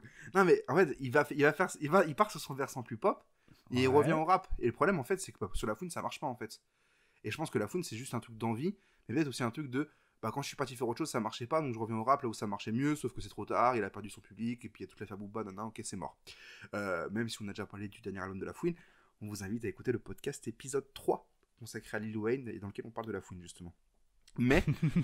Cette phrase est hyper drôle. Même moi, ça me tue. Genre, Pourquoi C'était pas assez... Ce podcast qui parle de Lil Wayne, et notamment de La Fouine. C'est hyper drôle. Ouais, parce que c'est Lil Wayne le sujet principal. C'est pas les mêmes rappeurs. Comme là, c'est Gims. Je sais, mais c'est hyper drôle. Ouais, ils ont fait un album commun. Bah, j'espère. Il est dans le disque dur de Banlieue Sale. Tu confonds avec The Game. The Game French Connection. Putain, quelle imitation de The Game. Je suis pas certain de ce que j'ai fait là. Mais il t'en voudra pas, ça te rassure. Mais du coup, le truc, c'est qu'en fait, bah, La Fouine, il a fait ça, mais parce que ça avait pas marché quand il fait son truc pop. Quoique, je pense qu'il avait touché un public. Ouais, en vrai, tous les mêmes et tout, ça tournait pas mal. Non, mais là, c'est autre chose. Là, c'est pop, c'est ultra pop. Ah, tu parles de Team BS, toi? Ouais, je te parle de Team BS. Ah, moi, je croyais que tu parlais Je croyais que tu parlais de pop rap. Non, je te parle vraiment de faire autre chose en fait, de partir faire autre chose comme quand Soprano part faire autre chose que du rap et qui va toucher plus les. En même temps, La Fouine, il a complètement déliré là. Bien sûr. Et donc du coup, sur La Fouine, ça marche pas parce que quand il va faire autre chose, ça marche pas en fait. Même si on peut dire qu'il y a eu un succès commercial relatif et tout. Un petit peu. Bah, il y a eu des hauts et des bas, quoi. La Fouine, petite blagounette. Moi, j'adore. Okay. Moi, j'adore La Fouine. Hein. J'écoute. J'ai une écoute quotidienne de tous les mêmes. Mes repères. Tous les mêmes, évidemment. Non, mais ce que je voulais dire, c'est que du coup, La Fouine, il fait ça et ça marche pas parce que justement, bah, au niveau du succès des Steam et critiques, ça marche pas. Le truc, c'est que Soprano, Gims, qui ont un succès critique qui marche dans leur nouveau délire musical. Ouais, parce que j'ai déjà. Ils peuvent se permettre de revenir au rap, en fait. Parce qu'il y a un truc de. je fais pas ça pour pour la peine du gain ou pour revenir à un truc qui marchait avant parce que ce que je fais ça marche pas. Voilà, là c'est plus un truc de vas-y et surtout en fait je vous rejoins de ce que vous disiez tout à l'heure de challenge en fait de c'est bon en fait j'ai conquis un autre public. Vas-y, je reviens un peu à ce public de base, mais pas parce que j'ai besoin d'oseille, pas parce que ceci, juste parce que j'ai envie de le faire et j'ai envie de savoir ce que je vaux encore, du coup, là, en 2020 ou 2021 pour Gims, je sais pas quand il a annoncé son album, mais j'ai l'impression que c'est plus ça, du coup. Et que du coup, pour eux, genre, autant tu dis Soprano, il a pas besoin de le faire, alors oui, il a pas besoin de le faire, mais en même temps, qu'il le fasse, c'est assez logique en vérité. Bah, sauf que là, c'est pas Soprano le sujet, mais vous voyez ce que je veux dire, quoi. Et du coup, c'est ça en opposition à La Fouine, du coup. C'était pas très clair mon point La Fouine, mais je me suis compris. Ouais, il était un peu hasardeux, mais je le comprends. Non, mais c'est ce truc de La Fouine, il l'a oui, fait oui, plus par obligation que par envie. On a assez parlé de La Fouine voilà. pour aujourd'hui. Ah, c'est vraiment institutionnalisé dans l'émission en fait. Non, pas vraiment. C'est que le hasard, le hasard fait qu'à chaque fois. Non, c'est qu'en fait, à chaque fois, tout le temps, il en parle. Mais en fait, non, c'est que j'arrive toujours en fait ton à souci avec La Fouine du coup. Il y a une espèce d'obsession un peu. Non, mais je suis un ancien grand fan de La Fouine quand j'étais vraiment enfant. Ouais, moi aussi, jeune, mais je comprends. J'aimais beaucoup La Fouine. Et du coup, ce qui fait que La Fouine, c'est peut-être l'une des discographies que je maîtrise le mieux en vérité. C'est bizarre de dire ça, tu vois. Mais parce que vraiment, pour le coup, je l'ai vraiment suivi pas depuis le début, mais genre son début de carrière à La Fouine, il me parle à fond, tu vois. Et ce qui fait que c'est un artiste avec lequel, genre, je veux pas dire que je lui en veux d'avoir fait de la merde, parce qu'en vérité, je pense quand même en grandissant, quand même, hein. Naturellement, non mais en grandissant, naturellement, sa musique, elle aurait arrêté de me parler en vérité, tu vois. Genre le La Fouine de La Fouine vs Laouni, il sort un album de La Fouine vs Laouni en 2020, ça me parle pas, genre je suis un peu plus mature, tu vois, ça me parle plus, tu vois. Mais par contre, à l'époque où c'est sorti, ça me parlait, tu vois. Mais du coup, ce que je veux dire par là, c'est que... Mais déjà, le concept de l'album est marrant. C'est vrai, c'est vrai. Moi, ça me fait trop rire, ouais, cette idée de... Ouais, là, je suis comme ça, et dans ce projet-là, je suis comme ça. Tu fais, ouais, c'est la même personne, hein, vraiment. Bah non, mais c'est comme Gims avec Pile Rouge, oui, bleu, en fait. Bah, il a tout volé. Ouais. Bah oui, Gims s'inspire de La Fouine, évidemment. Mais du coup, là, pour La Fouine, il arrive toujours... Genre, dernier épisode, c'est quoi? C'était par rapport au Roi Enoch, en fait. Et oui, parce que là, il y avait une collaboration. Voilà, c'est ça. Il y a toujours un moment où, en fait, il y a un rapport qui se fait dans ma tête entre le sujet et La Fouine. Et donc, voilà, t'inquiète, un jour, on pourra l'interviewer, t'inquiète. Un jour, ils auront fait le choix, la demande à Sony Music qui m'ont jamais répondu. En fait, j'aurais fait j'ai une infoscoop à vous partager. Sebi Daddy, qui va faire caca devant chez Booba et qui le prend en photo et le poste sur Instagram. Merci pour cette info, ce flash info. Qui du coup sera totalement périmé à l'heure où le podcast sortira, mais t'aurais été première sur l'actu au moins à l'enregistrement. Première sur l'actu, c'est ouf. Si t'as d'autres... C'est dégueulasse, la photo est si t'as ignoble. d'autres points comme ça, tu nous le dis. Personne t'a pensé à regarder ça aussi. Ce podcast difficile de reprendre, vraiment. mais cet épisode n'a aucun sens, vraiment. Faut savoir qu'on avait vraiment un déroulé d'émission, on n'a absolument rien respecté. Bref, on a fini par parler de La Fouine et des selles de Sebi Daddy. Après, est-ce que c'est pas ce que tu voulais? Est-ce que c'était pas ça tes fins? J'apporte mon énergie un peu chaotique. C'est pour ça que je t'ai recruté, vraiment. C'est vraiment c'est pour que tu nous parles des selles des autres êtres humains. Des influenceurs, yes. J'adore l'art, j'adore la musique. Waouh, on sent qu'il est tard quand même. Tard, fin de semaine.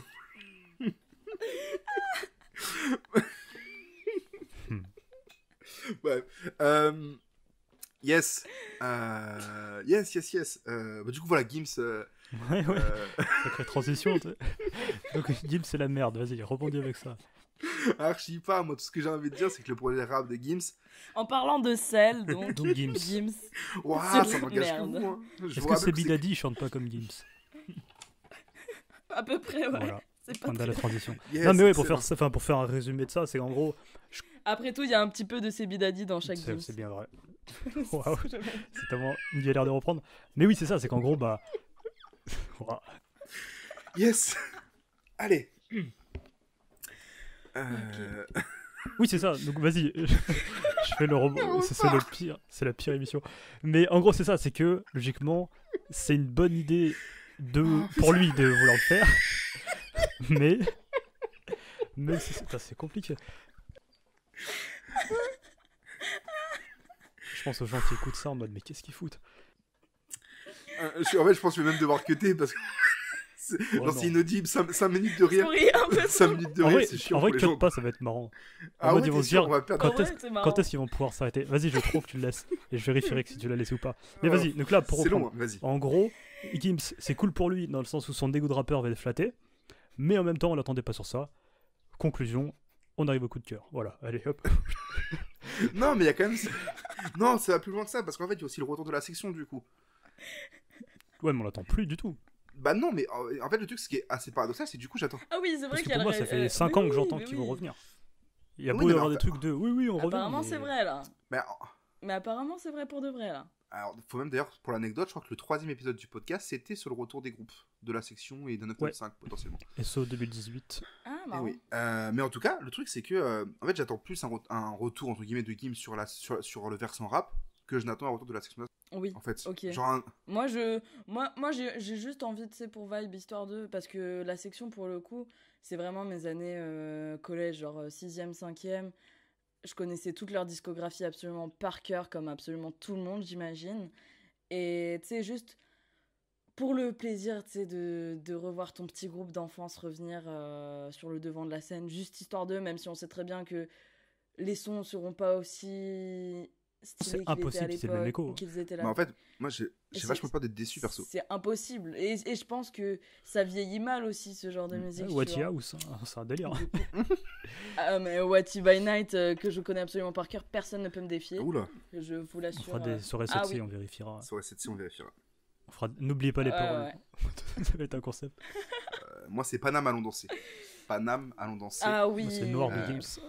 J'avais pas les love ou J'ai pas les love. je sais plus. J'avais pas les love. J'ai pas les love. Incroyable. Itinéraire d'un Mais chômeur, toute leur itinéraire d'un discographie chômeur, est- qui est cool. Mon gars sûr. Mon gars sûr. Après, moi, je sais que quand j'écoute la section, j'écoute davantage les projets avant l'école des points vitaux, en fait. Mais t'es un puriste aussi. Ah Ouais. ouais. Ah mais toi t'es un Je puriste. suis un connard, hein, je suis- Ah ouais, suis en vraiment- attendant l'apogée, il y avait des gigasons dessus. Oui, en un projet, le truc sur le feat de Ouais. Lo-Fi et Black M. Il y avait même eu un feat entre Black M et Big Ali. Ça s'appelait Wati Big Ali. C'était trop nul. Oui, mais c'est. Oui, il est Non, incroyable c'était trop nul. celui-là. Avec le recul, c'était trop nul. Mais c'était tellement l'équivalent de notre Eus l'enfoiré actuellement. vrai, ouais. genre. En vrai, ouais. Mais ouais, C'était moi 75 incroyable. degrés, un des plus gros morceaux. Oui, bien sûr, évidemment. Mais il y en a trop, Mais- il y avait trop de morceaux qui tuaient à cette époque. Et je suis tellement vieux quand je dis ça. Mais du coup, la section, je trouve que ça. Enfin, en fait, j'ai toujours beaucoup d'amour. Genre, il y a quelques jours, j'ai vu un tweet qui disait: est-ce que vous pensez que l'école des points vitaux en 2020 ça fonctionne? En vérité, je pense. Tu vois, Je autant suis nous, pas on s'est sûr, pris. en vrai, En de fait, vrai. nous, on s'est pris. Désolé, tu vois. Mhm. Et en vrai, Ouais. désolé, je suis sûr. Bah, j'étais déjà un sûr. puriste où je me disais déjà que c'était pas trop un morceau pour moi tu vois, à l'époque. Le Amélien de quoi? Quel âge t'avais 11 ans? Bah, désolé, c'est 2010, donc ouais, 13 ans. Ouais, le Amélien de 13 ans qui était là en mode. Ah mais vous êtes des vieux de Eh la oui, vieille oui. là. Et oui. Wow, Mais, T'as dit les vieux de la vieille, déjà. Ils sont pas les Je sais rôles. pas, je sais pas qui est qui, hein. Mais en tout cas, Vieille bon, techniquement, t'es la branche. plus vieille ici. Mais bon, ce que je voulais dire, c'était. Le petit tacle. Non, le truc, c'est que, genre, désolé, genre, je suis pas sûr genre, c'est ce qui les a vraiment mis en lumière en 2010. Mais je suis pas sûr que désolé, en 2020, ça fonctionne, tu vois. Ah ouais non, Tu c'est vois clair que non. Moi je pense pas. Hein. On est totalement dans un autre bail. Bah, ça a été maintenant. refait en fait. Casquette à l'envers, par exemple. Bah, C'est ouais, un mais là, morceau ce serait Quoi un peu cringe, un peu cheap Bah en ouais, fait. ouais, si ça sortait aujourd'hui. c'est un morceau gaulerie qui marche pas, casquette à l'envers. Oui, mais parce que des Ah ouais, casquettes de à ouf. l'envers bis, il y en a eu un milliard. Est-ce que le Watiba. Et il y en a eu des bien Ouais, ça enfin il y a eu des trucs qui traitent bien mieux du sujet. Mais est-ce que ça. le Wati Il est by Night il fonctionne en 7h45, 2020? Paname, alors lève-toi. Est-ce que le Wati by Night il Bah, fonctionne? un Watty by Night, tu vois, je le vois un peu comme un son qui est entré dans la discographie française nationale, tu vois. C'est le patrimoine À fond. français, ça. C'est un peu comme, je sais pas, un Les Démons de Minuit. Ouais, bah, c'est tu les vois. démons de minute génération. C'est, Ouais. Bon, c'est c'est les mêmes ça. Ghostwriters de toute façon. Mais le truc, c'est que. C'est Est-ce pas la que- section qui écrit les démons de minuit. Si, mais si, c'est ça. Ouais, bah, c'est ce que je pensais. C'est eux en fait. Ils ont... Enfin, tous les classiques de la chanson française, c'est Gims qui est derrière. En vrai, oui. Mais il faut savoir d'ailleurs, Balavoine est mort parce que Gims voulait enfin avoir accès à la célébrité. Bah, pour moi, c'est Gims qui l'a tué, non? Bah oui, non, c'est ça, RP Il a Balavoine. tiré dans son. Pauvre Daniel, pauvre hélicoptère. J'aime beaucoup Balavoine d'ailleurs. Mais ce que je voulais Attends, dire, c'est quoi que- pendant qu'on est dans la digression pétée? Est-ce que vous pouvez m'expliquer pourquoi tous les deux vous êtes fans de Julien Doré? Ça n'a rien à voir. Mais Et vous là- en parlez H24 Oh non, non, non, non, non. et mais j'aimerais bien comprendre par parce que j'ai pas contre, écouté et j'écoute pas parce que bah, c'est de la pop. Mais... Ce mec, en fait, ce mec, je trouve il dégage. Déjà, il chante hyper bien. En plus de ça, il dégage que de la positivité. ce mec est hyper ensoleillé, c'est un mec hyper sympa, enfin je le connais pas mais il a l'air hyper sympa et tout le monde dit qu'il est hyper sympa et je trouve qu'il a une certaine approche de la musique un peu... tu sais, il a pas ce truc, ouais, moi je fais de la variété, je crache sur la rue, je crache sur le hip-hop et tout. Je trouve qu'il a une... Ah, par contre, il est cringe quand il parle de hip-hop. Genre, des fois, je trouve en mode... Enfin, t'aimes le rap et tout, mais j'aime pas comment tu parles, tu dis hip-hop. Tu sais, il y a un truc un peu genre... Enfin, en fait, c'est les puristes qui disent hip-hop. Enfin, alors qu'on sent que t'es pas un espèce de vieux con, mais c'est bizarre hein, pourquoi tu dis ça. C'est juste un peu cringe pour moi, mais sinon, oui, non. Je crois que je disais par rapport à Yasmine. Ah non, c'est lui vraiment, il emploie le mot hip-hop. Tu disais, vraiment, j'aime pas quand tu dis hip-hop. Je dis, waouh, il va s'embrouiller dans la vie. Vraiment, ouais, non, les artistes hip-hop, franchement, ce que j'aime bien, c'est. Enfin, en fait, je comprends pourquoi il dit hip-hop, enfin, mais c'est marrant comment il le dit. Genre, j'ai pas l'impression que c'est un mec qui s'est bloqué en 90. Et c'est pas grave en soi, mais voilà. Ouais, mais je pense que en fait, c'est pour regrouper l'art en général, quoi. Pop urbaine et rap, je pense. Parce que moi, je le vois comme ça, hip-hop, ça permet de regrouper R&B, pop urbaine et rap en même temps. Et ça t'évite de faire des énumérations. Enfin, je pense. On lui demandera. Parce que ça veut tout et rien dire. Hein. Ah, mais je pense aussi que c'est parce que c'est un mec en fait qui a grandi avec le hip-hop réellement et du coup toutes les disciplines du hip-hop en fait. Du rap au DJing à tout ça en fait. Et donc du coup, je pense que c'est qu'il englobe tout, vraiment tout de chez tout quoi. Mais, et toi, Flo, la raison pour laquelle tu es fan de Julien Doré? Ce qui est marrant, je me dois quand même d'être honnête à 100%. Amélien m'a dit. Ah ouais, attends. Amélien m'a dit. Je vous posais une question, j'aimerais savoir pourquoi toi et Yasmine vous aimez autant Julien Doré. Et il m'a dit qu'il allait poser cette question, donc je le savais. Mais je savais pas quand il allait le faire, et vraiment, le cheminement de l'émission amène à cette question, alors que c'était vraiment pas prévu de cette manière-là. Ah, c'est ça que je suis un boss. T'es le meilleur, vraiment, t'es mon préféré. Je sais bien. Mais le truc, en tout cas, c'est que... T'as toujours pas répondu à la question. Mais... Bah non, mais ouais, mais c'est pareil, en fait. J'aime trop ce que dégage Julien Doré, en fait. Et j'aime bien ses cheveux. Je veux les mêmes. Je me laisse pousser les cheveux pour avoir la coupe de Julien Doré. Mais ça aura pas le même style, hein. Vraiment. Tu fais un catogan, c'est possible. Hein. Je sais pas c'est quoi un catogan, mais ça me fait rire. Mais en tout cas, non. Waouh, putain, il est tard. Hein. Non, mais en tout cas, ouais, non, j'aime bien Julien Doré, ouais, parce que pour ce qui dégage, la positivité qu'il a, et en fait, il y a une vraie lucidité en fait sur lui, sur sa musique, sur ce qu'il raconte, sur ses failles aussi. Et moi, c'est un truc qui me touche beaucoup en fait. Et puis j'aime bien aussi comment il expérimente en musique en fait. Il se pose pas de barrière. Et j'ai regardé pas mal d'interviews de lui, où j'avais écouté le Speakeasy. Ça fait 3 épisodes d'affilée que je parle de Speakeasy, mais le Speakeasy avec lui justement. Et en fait j'aime bien son processus créatif en fait. Et le recul qu'il a par rapport à ça. Et tu vois par exemple... Et du coup, parce que moi j'ai pas écouté du coup. Et tu vois, typiquement, moi je kiffe ces petits délires qui se tapent là, à nous faire des sons érotico-écolo là, avec la fièvre. Moi j'adore en fait. Est-ce que tu peux être plus précis kitsch. Parce que je connais pas, j'ai pas écouté du coup de la musique érotico écolo. C'est un morceau très tu sais, l'instru elle est au synthé et tout, et c'est un peu il y a un peu un côté cloud, non, je sais pas ce que t'en penses. Ouais, on voit, ça se défend. Un petit peu, tu vois. Et son délire c'est faire le crooner sur et faire l'amour à la terre quoi, enfin tu sais très érotico écolo genre. En mode, il est parti dans un délire de ouais, moi je vais sauver la planète, je sais pas quoi. Puis là, avec. Enfin, non, c'est pas du tout, il y a pas du tout ce côté-là, mais il y a ce côté écouté, écolo, tu vois. Tes paroles. Pour moi, j'essaie d'imaginer. Et du coup, tu sais, c'est un délire total, c'est absurde à aucun moment, tu sais. Enfin, c'est comme écouter du Yannick Noah ou je sais pas. Le clip est super marrant parce que du coup, il joue le rôle de la Terre en fait. Donc son visage, il porte un globe en fait. Et en gros, il y a ce truc un peu de la Terre, elle a fui parce qu'en fait, c'est relou ce que les humains font à la Terre d'un point de vue écologique, c'est franchement pas ouf. C'est pas lié du coup? Non, parce qu'en fait, ça rentre dans le personnage un peu Julien Doré, même si j'aime pas trop le personnage parce que c'est souvent connoté péjorativement, mais ça rentre dans son univers et moi j'aime bien. Et enfin, je sais que moi quand j'ai vu, évidemment, il y a un truc de où est passée la Terre. Donc en fait, le globe qu'il porte, il lui a mis une fausse moustache, tu vois. Du coup, en fait, la Terre qui passe... C'est un peu comme Superman qui a des lunettes en Clark Kent et qui les enlève et c'est Superman, tu vois. Bah, c'est pareil, il a une moustache, donc on reconnaît plus la Terre, tu vois. C'est super dur à raconter, il faut voir le clip. Et en fait, sur moi, ça marche, tu vois. Et du coup, moi, je suis aide-soignant à domicile. Et la première fois que j'ai vu le clip, j'étais chez un patient. Mais j'ai vraiment entendu le clip et j'étais là en mode waouh, mais c'est trop cool en fait. Enfin, vu le clip, du coup, j'étais là, waouh, c'est trop cool.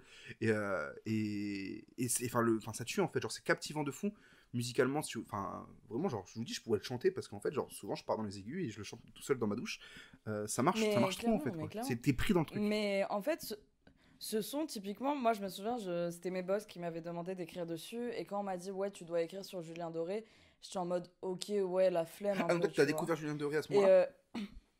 Non, non, pas du tout, mais j'avais un petit peu la flemme de... Enfin, tu sais, je m'attendais pas du tout à ce qu'il me refasse kiffer. Je me disais, ouais, lui, il a fait son time, tu vois, mais j'ai un peu la flemme d'écrire sur lui. Et je rencontrais à peine ma coloc à ce moment-là. Et on était ensemble et je lui dis, meuf, je dois écrire un article sur Julien Doré et tout. Elle était en mode, ouais, t'es sérieuse, mais je croyais que t'écrivais sur le rap, tu vois. Et là, on lance La Fièvre et on kiffe, en fait. Et on l'a lancé en boucle tout l'après-midi.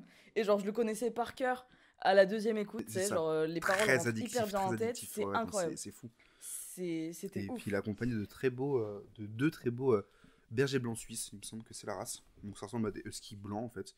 Et donc ça me rappelle mon chien et processus d'identification à fond entre mes cheveux qui poussent et son chien blanc quoi.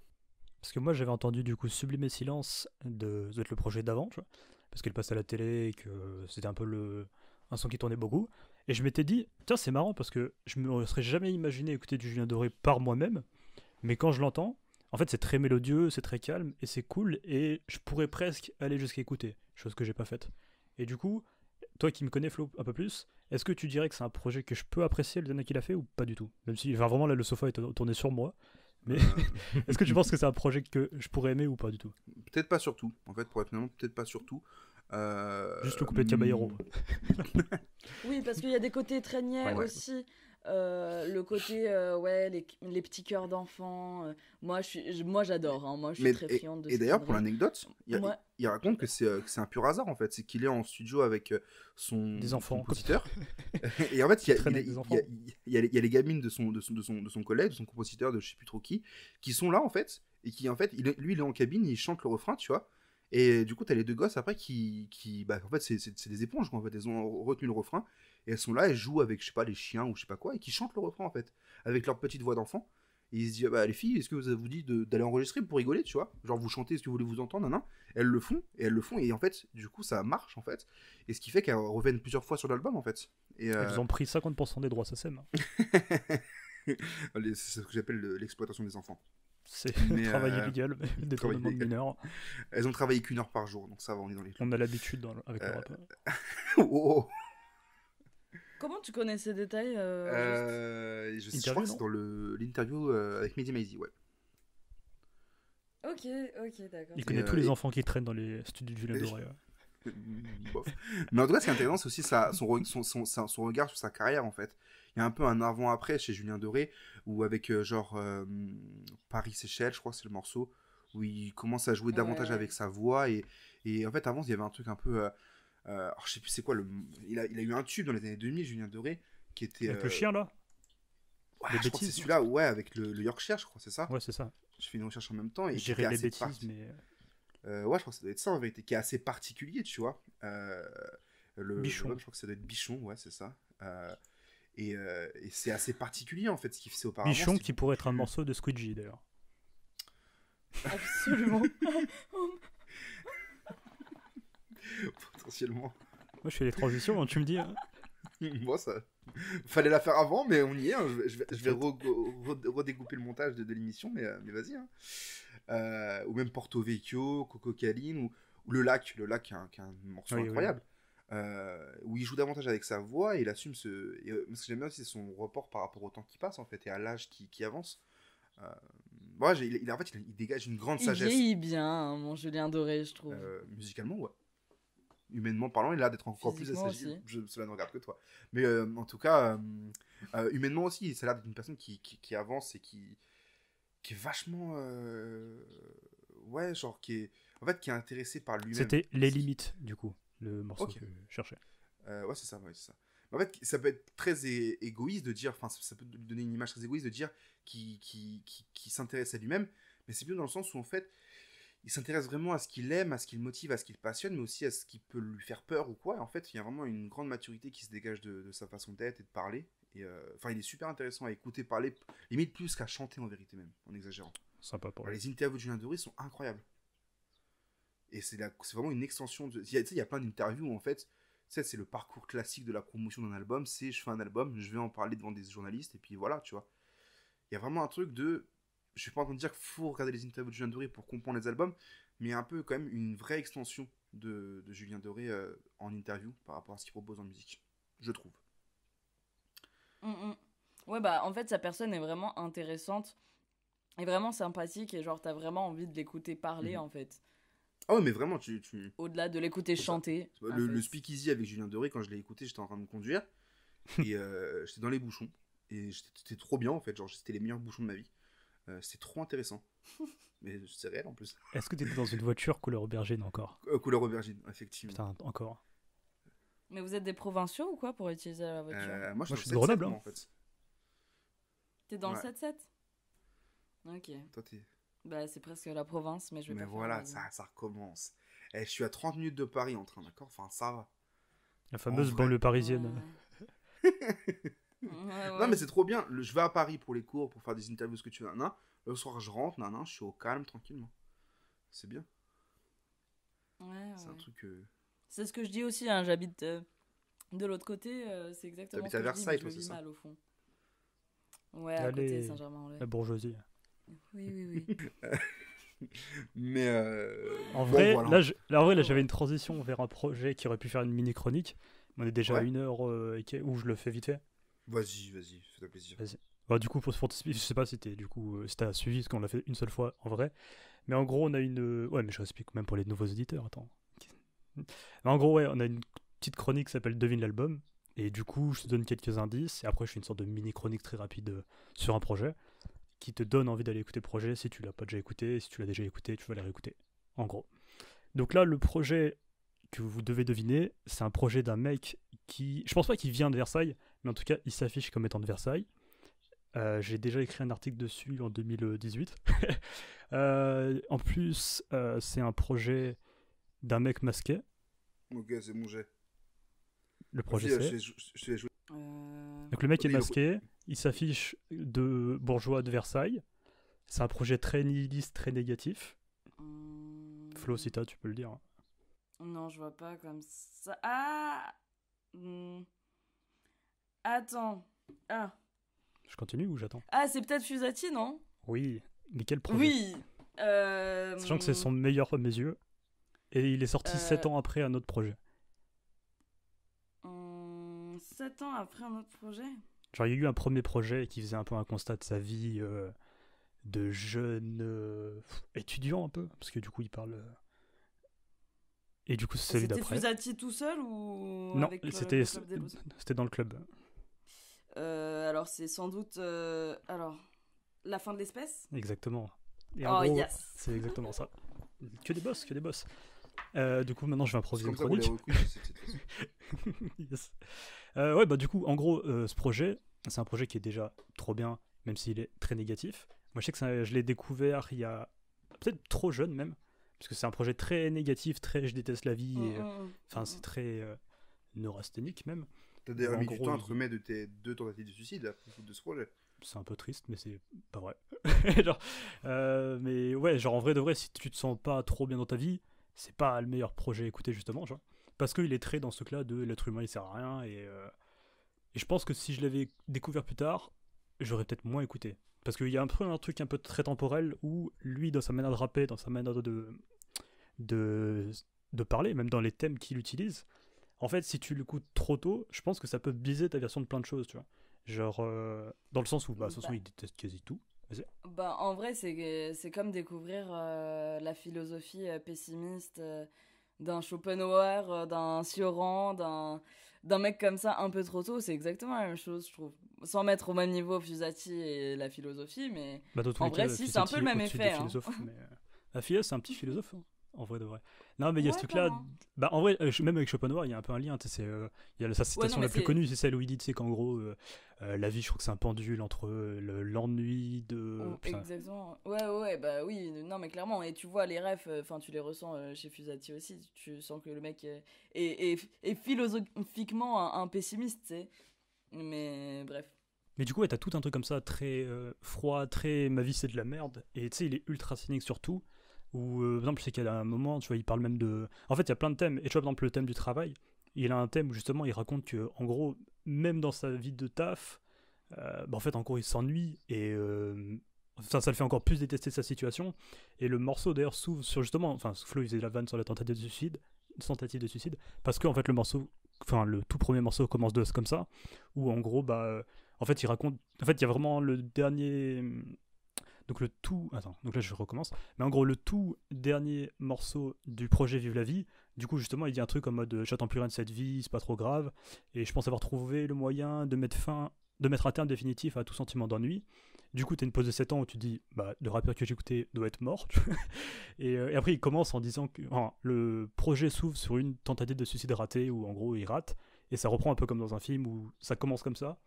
Et après, il reprend sa vie entre guillemets normale. Et du coup, il voit que amoureusement c'est la merde, dans son travail c'est la merde, dans sa vie c'est la merde. Et tu dis, waouh, ta vie elle est vraiment folle. Il y a vraiment pas de haut et il y a que des bas, tu vois. Mais en tout cas c'est un projet qui est trop intéressant, que je recommande à tous les petits dépressifs un peu pessimistes de la vie, parce que tu vois là c'est l'hiver, je t'ai dit moi mes projets du confinement, mes projets du confinement c'est ça, c'est vraiment huis clos de virus, c'est conviction suicidaire et celui-là en boucle, tu vois, donc ma vie c'est pas la joie, hein. Et la vie c'est pas la joie. Donc écoutez ce projet. Tu veux qu'on fasse un podcast que tu te confies, Amélien? Tu sais, on peut aussi faire des podcasts hors rap. Hein, c'est ce que j'appelle les chroniques, perso. Non, mais en gros, les thèmes sont même pas révolutionnaires parce qu'on en a déjà entendu 2000 fois dans le rap, tu vois. Mais je trouve que même musicalement, il y a un côté un peu jazzy dans les prods qui fait que tu dis, waouh, cette personne va tellement pas bien dans sa vie, mais c'est cool à écouter, tu vois.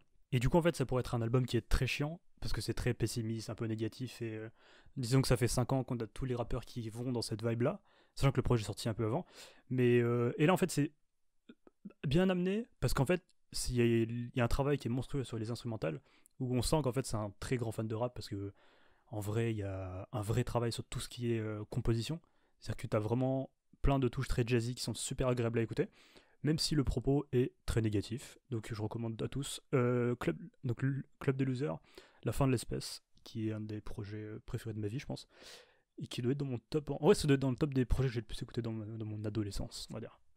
Et je suis retombé dessus récemment, et vu qu'on va être reconfiné, je vous recommande. Et petite question, alors t'as pensé quoi de l'album de Fusati? J'ai pas encore eu le temps. J'ai pas encore eu le temps de l'écouter non plus. Et j'ai très peur de l'écouter parce que tout ce qu'il a fait après ce projet-là, ça m'intéresse beaucoup moins. Tu vois, il avait fait un projet avec le chat, il avait fait un projet. Je sais pas, tout ce qui sortit après, ça m'intéressait moins.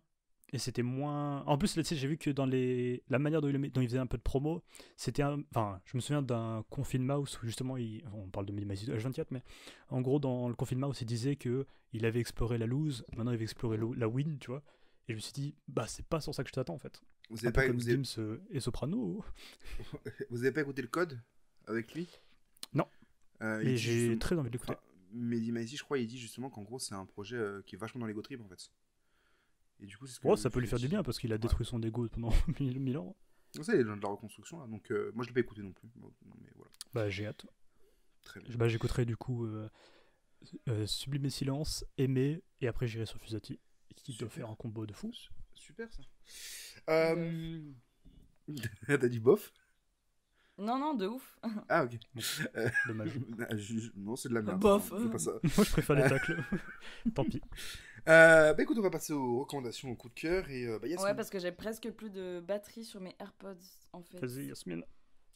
Donc, alors, moi, je vais vous parler de 2 trucs. Peut-être 3. Allez. Donc, le premier coup de cœur de la semaine, La Fève et Kosei. Incroyable. Clairement, je sais pas par où commencer, tellement le projet a suscité une foultitude de réactions en moi. Clairement, ces mecs, ils sont hyper talentueux, pardon. J'arrive même pas à savoir comment ils peuvent aussi bien atteindre les auditeurs avec des choses aussi peu communes, tu sais, c'est des sonorités auxquelles mon oreille est pas nécessairement habituée. Et j'entends aussi par là que j'ai fait écouter l'EP à tous mes potes qui sont pas spécialement adeptes de cette scène, et ils ont tous fait rentrer des sons de l'EP dans leur playlist. Ce que je tiens à saluer aussi, c'est le fait que Kosei soit mis à la même échelle que La Fève. Ça, je trouve ça hyper cool. Cette reconnaissance pour le beatmaker qui a été du coup derrière toutes les prods et qui sont hyper cool. Et surtout que même Lafèvre, dans ses sons, textuellement, il dit à un moment donné, dans Alchimie, il dit un truc du genre entre moi et la prod, t'as capté l'alchimie. Et c'est grave ça. Le projet, c'est grave ça. C'est l'alchimie entre Lafèvre et Kosei à fond dans la musique. Genre, c'est trop trop cool et tu le ressens vraiment. Et j'ai particulièrement apprécié aussi le seul feat de l'album, qui est avec Rally. Incroyable. Qui divise un peu. Évidemment. Genre sa voix, faut s'y faire quand même. Ouais, il faut s'y faire. Mais ce mec, une fois que ton oreille... Mais c'est ce que je disais tout à l'heure, c'est pas évident, hein, parce que c'est des sonorités auxquelles on n'est pas du tout habitué. Mais une fois que tu y es habitué, tu kiffes à mort. Et franchement, je pense que Lafèvre aurait pas pu faire meilleur choix que de feat avec Rally. Clairement, c'est la rencontre de deux ovnis du rap. On se croirait sur Mars. Ils sont complètement dans un délire, mais j'adhère à fond. Et voilà, quoi. Mention spéciale à Belle Somme qui tourne en boucle chez moi. Jeune interlude, incroyable. Ah oui, également. Et soulignons le fait que Lafèvre X Kosei, c'est finalement Lord Esperanza feat majeur mineur en version 2.0. Pas du tout. En version intéressante aussi. Je voulais juste... Hein ? En version intéressante surtout. Voilà, je voulais juste faire le parallèle entre artiste, beatmaker, rappeur, beatmaker, mais c'était pas si... T'avais 2000 exemples et t'as choisi ça, quoi. Romeo Elvis le motel ? Ouais. Non, toujours pas ouf. Non, toujours bon, pas. Ah si, en vrai, mais bon. Ouais, pas de Romeo Elvis, non. D'ailleurs, j'ai mis du temps à comprendre que collab, ça voulait dire Kosei et Lafèvre. Ouais, et Lafèvre. Ouais, c'est ouf. J'ai mis du temps à comprendre et j'étais en mode mais ça sonne bien. Incroyable, mais de ouf. Ça sonne hyper bien et en plus de ça, est-ce qu'on peut parler de la cover? Ah, j'allais le dire. Sublime. Cover. Pablo Iprada sur Insta, c'est trop stylé. Il fait plein de peintures qui sont trop belles et c'est très bizarre. Mais je me demande si c'est une commande de Lafèvre et Kosei ou si c'est une peinture de l'artiste et qu'ils sont venus le voir en mode hey, on peut t'acheter cette peinture s'il te plaît? Parce que c'est juste trop bien. Eh bien, je lui demanderai. C'est quoi, je lui demanderai. Sinon, il y a vraiment son post Insta qui dit qu'en gros, c'est eux qui sont venus le voir. Mais mais nul. Mais pourquoi tu casses le délire comme ça là? Après, peut-être que je mens et j'invente totalement. Et Yasmine, tu leur demanderas comment c'est fait. Enfin, comment c'est passé l'échange avec l'artiste. Voilà, exactement. Voilà. Comme toutes les questions d'interview de chaque fois. Comment vous êtes rencontrés? Oui. Allez, recommandation suivante. Comment t'as rencontré la musique? Ok. Il donne des ordres maintenant, ça y est, il a pris la confiance. Ok, la suivante. Alors, moi, j'ai envie de parler de, évidemment, Nixfé. Mais non! Eh oui! Ah ouais, putain, vous y attendiez pas, hein? C'est pas du tout une recommandation que j'évite de passer depuis 2 épisodes pour te la laisser en plus de ça. C'est incroyable. Alors, clairement, Nixfé, bah, c'est mon petit... Nixfé au sol. Mais moi, je... Quoi? C'était une blague, Nixfé au sol. Ah oui. D'ailleurs, en parlant de ça, le morceau de Niska et Lacrim, franchement, bof. Pardon, vas-y, reprends. Vas-y, on arrête de te couper. Donc, Nixfé, il nous a sorti son petit EP. Bon, moi, pour la petite info, Nixfé, je le suis depuis, pareil, 2018-2017. Donc, il commençait avec... Ouais, c'est un peu ça. Il est plus vieux que moi, mais c'est un peu mon petit frère, tu sais. Il s'était lancé avec une minute de rap, tu sais. C'est des petits freestyles. Et il nous a sorti des petites Zumba sur SoundCloud. Et moi, j'ai trop vibe sur ces Zumba. J'étais en mode, waouh, il y a peu de petits artistes que j'aime vraiment bien, surtout dans la Zumba. Et lui, il a fait ça bien. Et après, j'ai continué à le suivre. Il nous a montré ce qu'il savait faire niveau rap. Il a sorti des petites EP. Enfin bref, il avait déjà montré un petit peu ce qu'il savait faire, mais sans trop toucher beaucoup de monde. Et là, il nous a sorti EP 910 le 11 septembre, si je me souviens bien. Très joli cover. Et clairement, c'est... Je sais plus, il y a combien de titres? Il y en a 8, je crois. 6 morceaux, ouais. Évidemment, annoncé par... comme il le dit. Évidemment annoncé par Tenir avec le clip que j'ai trouvé hyper cool. Donc il nous montre un peu l'étendue de sa palette. Le boog sur un seul son, t'as l'impression qu'il est en featuring avec lui-même. Ouais, c'est fort ça. C'est hyper stylé. Et genre sur un seul son quand même, je trouve que c'est assez bien mené. Voilà. Après sur le reste, une petite intro fracassante sur Red and Blue. un bon vieux kick, une bonne vieille prod de trap. Il enchaîne avec La mort dans la peau, qui fait d'autant plus ressortir ses côtés les plus sombres, donc voilà. Après, bon bah tenir, La marine noire. On sent que c'est une rédactrice hors pair quand même, qui fait d'autant plus ressortir ses côtés les plus sombres. On sent que sa recommandation, elle est rédigée carrément. Ouais, bah en fait, oui. Ah ouais. Mais non, mais en fait, c'est moi qui ai écrit le truc qui est envoyé à tous les médias pour écrire sur. Ah ouais. Sur le P, ouais. Attaché de presse carrément. En fait, c'est ça. C'est un peu triste et désespéré, mais c'est cool. Conflit d'intérêt, je suis pas sûr que ça puisse. T'as touché combien pour ça? 0. Vraiment, payez-moi. Alors, je passe en appel. Un bon artiste, mais un artiste qui ne paye pas, visiblement.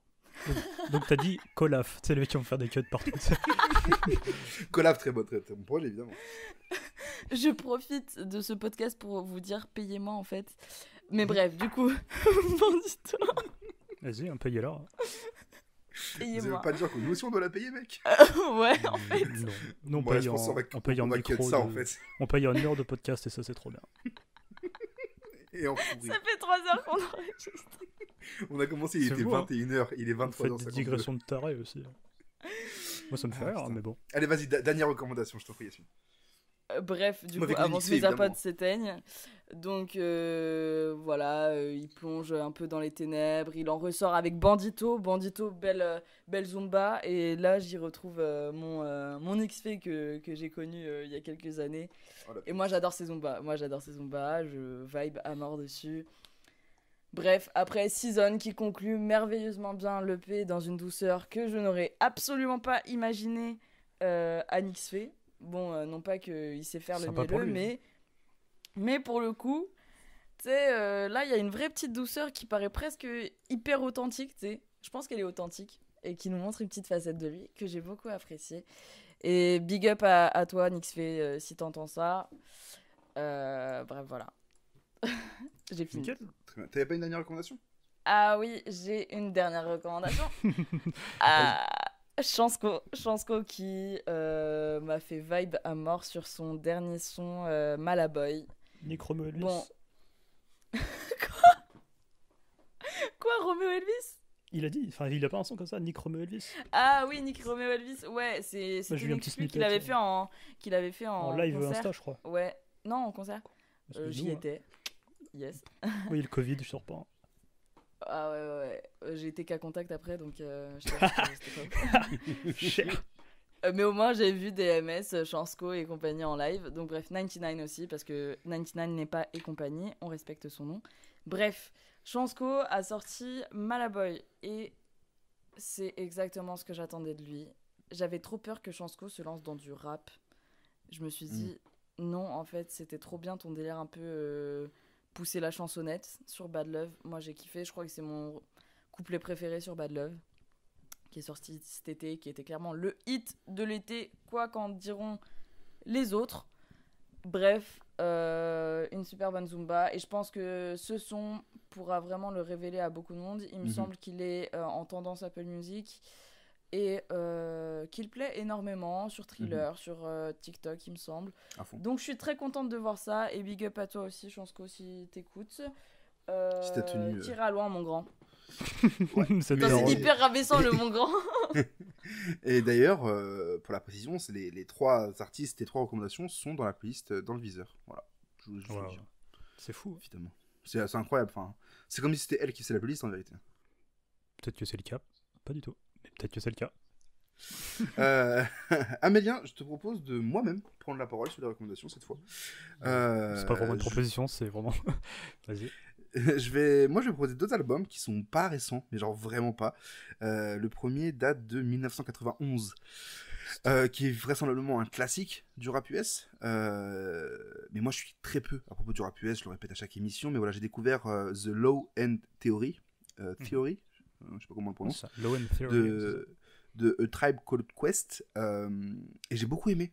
Donc voilà, c'est un projet qui a des sonorités jazzy, qui est juste trop bien en fait, tu vois, et c'est compliqué de parler d'un projet comme ça, genre qui est vraisemblablement culte sans dire de conneries, tu vois, parce que je l'ai découvert tardivement. Mais ce que j'aime bien justement, c'est cette espèce de comment on peut appeler ça, de fusion, de mélange hip-hop jazz qui fonctionne à fond sur moi. Et en fait, pendant longtemps, j'ai complexé sur le fait de découvrir, de pas être à propos d'artistes US. Par exemple, pour l'anecdote, à l'heure où on enregistre, j'ai découvert Illmatic il y a une semaine. Ce qui est gravissime. En vérité, pas tant que ça, parce que je comprends pas la langue, en fait. Donc, c'est-à-dire que si jamais j'avais écouté... Il y a une époque dans mon parcours d'éditeur où je me suis dit, vas-y, je vais écouter du rap US et je vais rattraper un retard que j'ai potentiellement. Donc, du coup, je me suis fait du Tupac, du Biggie ou des artistes comme ça. Mais j'ai directement été freiné par la langue, ce qui fait que j'ai vachement switché sur des artistes pour lesquels j'appréciais davantage la mélodie, notamment Lil Wayne par exemple, avec des projets comme le Carter 4, comme I'm Not a Human Being 2, qui est juste incroyable, en tout cas à mes yeux. Et bref, et donc du coup, il y a ce truc j'ai complexé sur ce truc de pas connaître beaucoup sur le rap US à l'époque, et du coup de découvrir The Low End Theory en 2020, bah, c'est juste trop bien parce que du coup j'ai plus de maturité et de recul sur ce à quoi correspond cet album en fait, et je peux me le prendre avec plus d'objectivité en fait. Et en fait, si jamais je l'avais découvert plus tôt, je l'aurais peut-être survendu un peu dans un truc un peu de posture de hey, je suis jeune mais je connais des albums de 91, ce qui aurait été totalement ridicule. Là en 2020, un peu plus vieux, bah je sais que j'ai aimé l'album pour ce qu'il est et pas juste parce que c'est un classique et qu'il faut l'aimer. Je sais pas si c'est clair ce que je raconte. Pour moi, oui. Belle justification, belle Vesky pour avoir vécu tant d'années dans l'ignorance. J'aurais pas mieux fait. Bah, voilà, très bien. Et le deuxième album que j'ai recommandé, pardon, c'est dans la même veine plutôt. C'est KRS-One avec Return of the Boom Bap, qui est sorti lui en 93, donc pareil, hein, plus ou moins à la même époque. Pareil, un album que j'aime beaucoup pour toute la musicalité, tout est dans le titre en fait, hein, retour au boom bap, tout ce qu'il amène, Et ce qui est marrant, c'est qu'en fait j'ai un peu live tweet quand j'ai découvert cet album, et au bout d'un moment il y a le morceau Sound of the Police qui apparaît. Mais en fait juste avant ça je mets je sais plus quel morceau, sûrement je sais pas Mortal South ou I Can't Wake Up, et je le tweet comme ça, je fais putain c'est trop mortel, nanan, c'est trop cool. Et après je fais un autre tweet où je dis putain ça se trouve, ignorant que je suis et naïf que je suis en train de live tweet sur un giga classique du rap US sans me rendre compte en fait. Morceau qui suit, Sound of the Police, et je suis là en mode ok, en fait genre j'étais vraiment en train de live tweet sur un album qui est visiblement emblématique, culte et qui a apporté beaucoup de choses, tu vois. Et j'étais là en mode vraiment c'est trop cool parce qu'en fait d'avoir découvert, en fait j'ai lancé ce projet là parce qu'en fait à la fin de A Tribe Called Quest, il y a vraiment les recommandations, ils disent en gros vous aimerez peut-être aussi, et du coup ils me proposent cet album de KRS-One et je fais bah vas-y, je suis dans un truc de full découverte, vas-y je suis curieux, je suis gourmand, j'ai envie de découvrir plein de trucs, bah vas-y, je lance le KRS-One sans me rendre compte de ce que je lance, et en fait ça tue de ouf, et je suis content, voilà, c'est con mais je suis content, et ce qui fait que ça m'a mis dans une grosse vague, où du coup bah, j'ai découvert Illmatic, j'ai réécouté The Infamous, je me suis lancé sur Iron Man de Ghostface Killah, ou encore Hell on Earth de Mobb Deep, voilà, c'est un truc de vas-y, genre j'ai envie de rattraper un peu mon retard en fait, ce qui est pas grave en soi, mais il y a quand même un truc de en fait genre c'est pas grave d'avoir du retard, je pense, je l'ai appris avec le temps, mais il y a quand même un truc de bon, c'est chiant en fait, surtout quand tu tiens un média rap, c'est bien de savoir de quoi tu parles, j'ai envie de dire, même s'il n'y a pas forcément un truc de légitimité ou quoi, mais de au moins savoir de quoi tu parles. Et ce qui est cool, c'est que surtout que je vais pas dire de la merde, mais je crois qu'en plus derrière le projet, t'as DJ Premier, t'as Kid Capri, t'as des gros noms comme ça qui ont fait que. Mais en fait, c'est marrant parce que tu vois, ce projet-là, c'est un peu de KRS-One, c'est un classique, mais en même temps, c'est peut-être juste Sound of the Police qui a énormément tourné, et je crois pas dire de conneries en disant qu'en vrai. Ça a pas, enfin c'est pas un aussi, tu vois, genre tu parlais de Illmatic ou même tu prends des Ready to Die et tout, où c'est des incontournables parce que ils ont fait plein, enfin il y a plein d'enfants de ces projets-là, tu vois. Mais en vrai c'est pas honteux pour ce projet-là, même pour les autres c'est pas forcément honteux. C'est juste que tu peux passer à côté de quelque chose, et souvent c'est ce qu'on reproche aux gens qui découvrent le rap trop tard, c'est qu'après ils font des généralités sur tout un mouvement, alors qu'il y a des trucs qui ont été faits quoi. Déjà à cette époque-là. Tu vois par exemple le rap jazzy de Tribe Called Quest. Enfin, The Low End Theory, où en gros, bah, tu prends. Si tu enlèves tout le taf de Fife sur ce projet-là, bah, enfin, sur la musicalité qu'il apporte et tout, bah, après, si aujourd'hui il y a un rappeur qui fait pareil, tu peux dire waouh, il a changé l'histoire parce qu'il a fait ça. Ouais. Et en fait, tu dis bah non, ça a déjà été fait. Donc, quand tu fais des généralités globales sur toute cette musique-là, c'est gênant. Mais logiquement, c'est pas gênant de pas connaître, entre guillemets, tu vois. Oui, voilà, c'est ça. Mais par contre, il y a quand même un truc de. Bah, c'est quand même bien de connaître, quoi. Et du coup, bah, tu as envie de creuser pour découvrir ça, quoi. Mais voilà, donc du coup, c'est des projets que. En fait, genre, je me permets de faire ces recommandations-là parce que là, j'ai envie de le faire et que j'ai aimé ces projets. Mais surtout parce qu'il y a peut-être des gens qui sont un peu dans cette même posture que moi de. Bah, je comprends pas l'anglais, donc c'est chiant. En même temps, j'ai envie de connaître un peu ce qui a fondé la musique que j'aime autant aujourd'hui. Et ben en vérité, si vous vous sentez prêt. En fait, genre, je pense qu'il y a vraiment un truc de. Genre, faut se sentir. C'est con, on dirait qu'on parle de genre d'une première fois ou un truc comme ça, tu vois. Mais en vrai, faut juste se sentir prêt à découvrir des trucs auxquels tu vas pas forcément comprendre toutes les paroles. Mais tu vas comprendre la vibe et dans quoi ça s'inscrit en fait. Et du coup, genre, je mentirais en disant que The Low Hand Theory. Je l'ai compris. Genre, c'est faux, je l'ai pas compris. Mais par contre, genre, musicalement et sur ce qu'il représente, ça, je l'ai compris. Et je l'aurais pas compris avant, peut-être, tu vois. Comme quand j'ai découvert Infamous il y a 1 an et demi. Je l'ai découvert, entre guillemets, tardivement. Mais ok, là, j'ai compris pourquoi c'est emblématique, pourquoi c'est culte, et pourquoi c'est aussi bon, en fait, et pourquoi ça me plaît. Et ça aurait pu ne pas me plaire, mais en tout cas, j'aurais compris pourquoi ça me plaisait pas. Et je pense que c'est ça qui est important. Genre, vraiment d'être prêt à découvrir des trucs qui de prime abord ne te parlent pas forcément, notamment à cause de la barrière de la langue, je pense. Et c'est pareil pour le rap français en vérité, hein, pour les plus jeunes qui oseraient pas lancer un retour, enfin un jeune coupable et libre ou des trucs avec le beat de boule ou quoi que ce soit. Bon, en vérité, genre si vous sentez que musicalement vous êtes prêt à passer au-delà du fait que c'est pas moderne, mais qu'il y a autre chose derrière à creuser, bah franchement foncez parce que c'est trop cool quoi. Après Tribe Called Quest ça va, genre en vrai de vrai, oui. Surtout ce projet là, c'est peut-être un des projets qui a, enfin le travail un peu de Jay-Z comme ça, il est assez intemporel. Tu vois même Midnight Marauders qui est sorti après, c'est assez intemporel. Donc je pense qu'on fera une émission plus large pour s'étendre dessus, tu vois. Mais en vrai je te rejoins et enfin en gros je suis d'accord. Ok, très bien. Je te laisse à tes recommandations. Yes, oui. Du coup j'en ai deux. C'est le premier, donc c'est le dernier album de Conway the Machine, From King to a God, qui du coup il y a un article qui sort dessus à peu près quand ça devrait sortir, en tout cas je sais pas quand ça sortira exactement, mais il y a un article qui va sortir du coup sur le site. Et en gros c'est en fait Conway the Machine, donc c'est un mec de Buffalo, donc équipe Griselda et tout, et en fait là c'est un peu la première fois où du coup il y a un peu au niveau de la production d'autres gens derrière lui. Et donc là, il y a autant des mecs comme The Alchemist qui sont derrière, etc., etc., etc.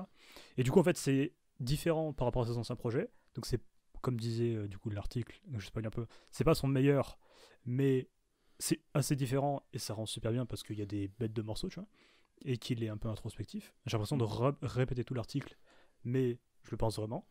Et ma deuxième... Disons que mon deuxième coup de cœur, c'est pas forcément un morceau, c'est plus sur une gestion de carrière. C'est-à-dire que là, en gros, donc la semaine où on enregistre, il y a eu pendant 5 jours d'affilée les 5 derniers morceaux de la carrière de Népal.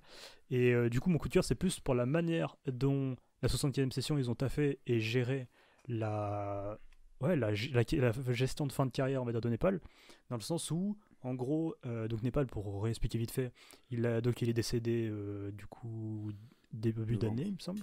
Novembre 2000. Ouais, j'ai aucune notion des dates, mais du coup novembre 2019, et en gros il avait du coup prévu de sortir donc Adios Bahamas, puis après donc ces 5 morceaux après donc Adios Bahamas, et du coup ça a été fait pour respecter sa volonté, mais il n'y a pas d'abus d'utilisation de son image, par exemple il y a beaucoup d'artistes, notamment enfin t'as Sopiko Limsa par exemple, qui avaient enregistré des couplets avec lui et qui par respect les sont pas sortis, et en fait c'est tout tu sais, on est beaucoup dans une époque où on vit dans une société où genre où genre vraiment c'est comment dire, en fait il y a une utilisation de fou sur les rappeurs morts. Donc les exemples connus, c'est XXXTentacion, c'est un petit peu Nipsey Hussle, mais ça s'est très vite calmé, Pop Smoke à fond, Mac Miller, Lil Peep, ouais, enfin il y en a plein comme ça, tu vois. Et là en fait c'est une des rares fois où en fait c'est très sobre et c'est très respectueux et c'est très humain à l'image de la manière dont ils gèrent leurs artistes, et c'est pour ça que je tenais à souligner ça, et le morceau Cheddar est peut-être un des top 15 de sa carrière, je pense. Donc c'est un peu triste qu'il soit sorti dans ces conditions-là.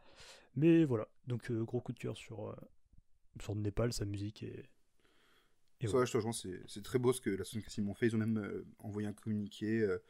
C'est très beau, c'est très touchant, c'est beau en fait. Il n'y a rien de plus à dire, c'est bravo à eux parce que ça pourrait, tu sais, l'appât du gain pourrait aller au-dessus en mode bah ouais, mais genre j'ai enregistré ce morceau avec lui de son vivant, il était d'accord, donc en vérité je peux le sortir. Factuellement, oui, mais après, genre. Pour être plus rigolo, bah tu le sors pas et c'est encore plus beau, enfin le geste est plus joli je trouve, et pour l'instant c'est beau, franchement c'est joli. Nickel. Voilà. C'est une longue émission. Yasmine, ça a été cette longue émission avec nous, cette première avec nous. Premier sofa. Ouais, franchement j'ai kiffé, c'était une première pour de vrai, genre j'ai jamais fait ça ailleurs, donc J'appréhendais un petit peu. Je me suis dit peut-être que je vais être gênante ou peut-être que... T'as été impérial. Je vais pas oser parler. Et en fait, non. C'était trop cool. Tant mieux. On te revoit sur d'autres épisodes alors. Ouais, bah bien sûr, hein, on est toujours là. Excellent. Ça marche. Vas-y. Mortel, bah suivez-nous partout, hein, vous savez déjà. Mettez 5 étoiles si vous écoutez encore jusque-là, sinon bah... Mettez un tant pis pour pouce vous. bleu, mettez toutes ces conneries, enfin, et mettez des commentaires sur YouTube. Bah, Faut vraiment le aimez-nous, en vouloir fait, pour quoi. écouter jusque-là, je pense. Franchement, l'épisode fait Faut vraiment presque avoir beaucoup de temps libre. Hein. il fait près de 2 heures en vérité. L'enregistrement dépasse 2 heures, mais je pense qu'il y a des cuts, mais du coup il fait 2 heures on va dire. Et franchement, bah bravo à ceux qui sont encore là. Mais sur ce, à la prochaine. Et puis voilà, tchuss. Tchuss. À très vite. Vraiment, voilà, tout gâché.